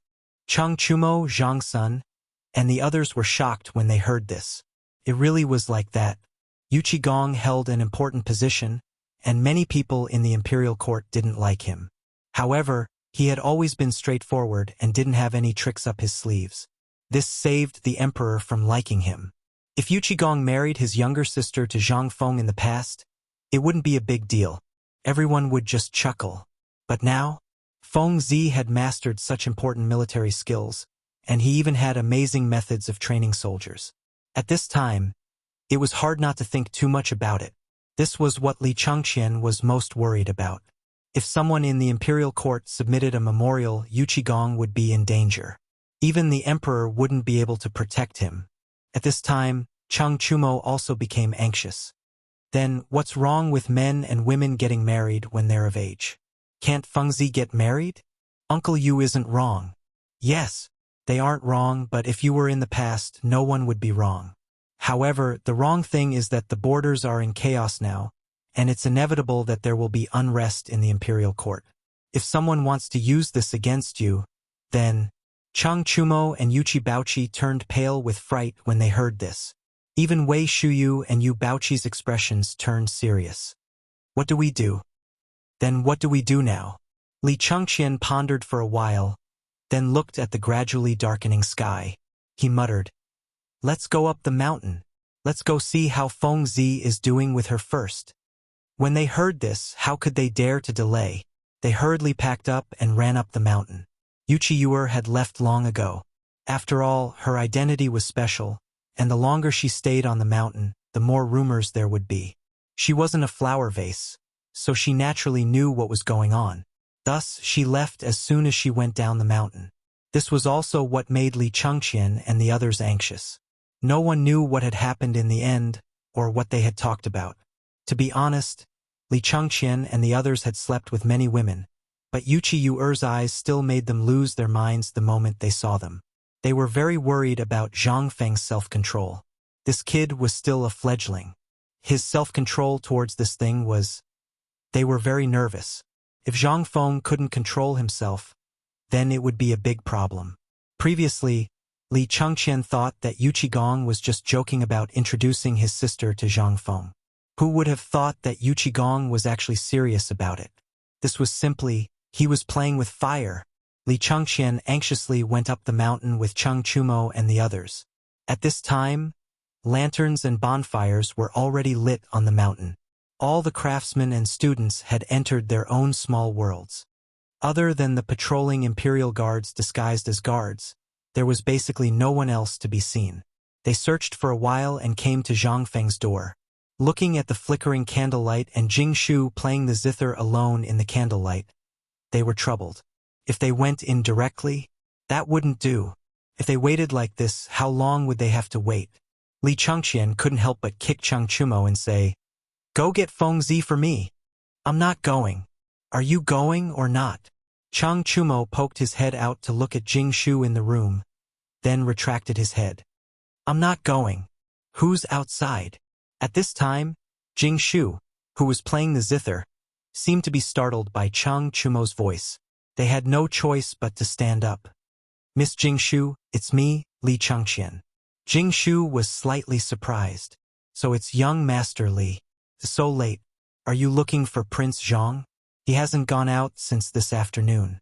He's composing a poem. When he wakes up, I'll send someone to send you a message." Composing a poem? If this kid wasn't drunk, how could he compose a poem? However, when he stood up, everything in the room entered his eyes. Other than Jing Shu, Steamed Bun and Little Chuyer were looking at Jing Shu playing the zither with their chins in their hands. Only the young lady of the Zhang mansion, Zhang Yuyao, was missing. They couldn't help but be surprised. Could it be that this kid... Ahem. Just as Li Changqian cupped his fists and was about to leave, Zhang Feng coughed. "What's the matter?" Seeing Zhang Feng speak, Li Changqian shouted, "There's a situation in the paper mill at the foot of the mountain. Quickly come out and investigate." "What? Wait! I'm coming now." A moment later, Zhang Feng put on his outer robe and said a few words to Jing Shu before leaving the room. After they walked for a while, they stopped at a construction site. Chang Chumo lay on Zhang Feng's shoulder and sniffed left and right. Zhang Feng was so angry that he wanted to beat him. "Chang Tiniu, are you AF** King Dog?" Chang Chumo smiled and didn't refute. "Feng Zi, you're awesome. How's spring night?" It would have been better if he didn't say it. Once he said it, Zhang Feng instantly became angry. He grabbed Chang Chumo's collar and punched his fat face. Aleph *King Spring Knight your uncle. Lao Tzu will beat you to death. You bastard.